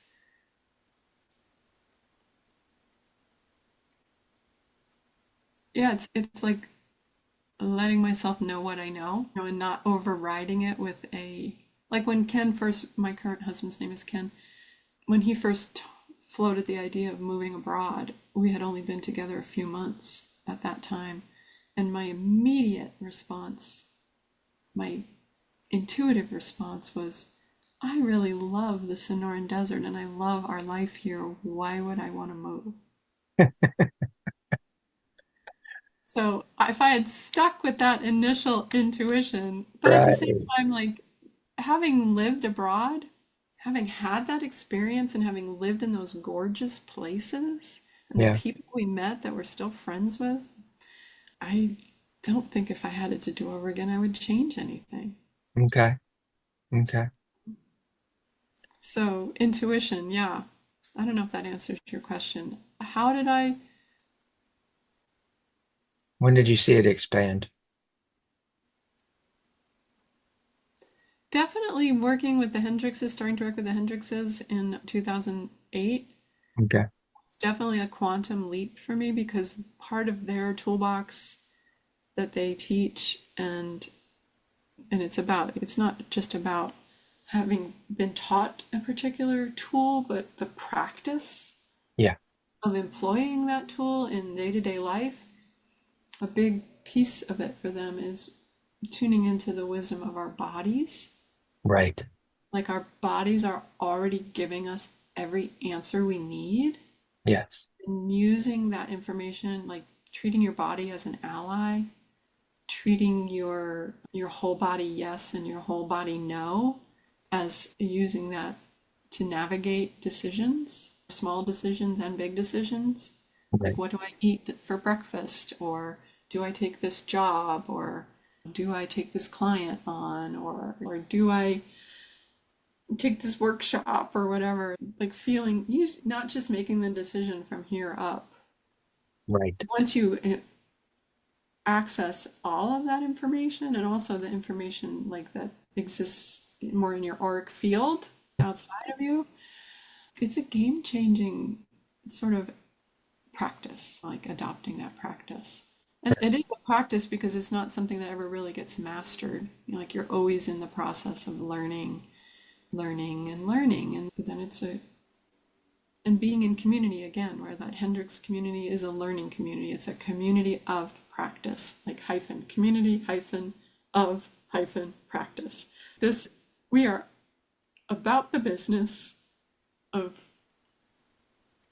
tapping into what is innately our unique genius, expressing that in the world creatively, and using creative self expression as a tool for getting to know ourselves better, but also for tapping into more of the really aligned what wants to happen next. Like, what wants to happen now? That's a point of power in the present moment. I don't have to create based on anything that's come before. I can just create from what wants to come through me now, using my intuition, using my whole body wisdom to make that decision point, that pivot point. Yeah, that was beautiful. I think that's a perfect place to end today. And I always want to remind the listeners at this point in the conversation to listen to your heart and be kind to your mind. Ooh, beautiful. I love that.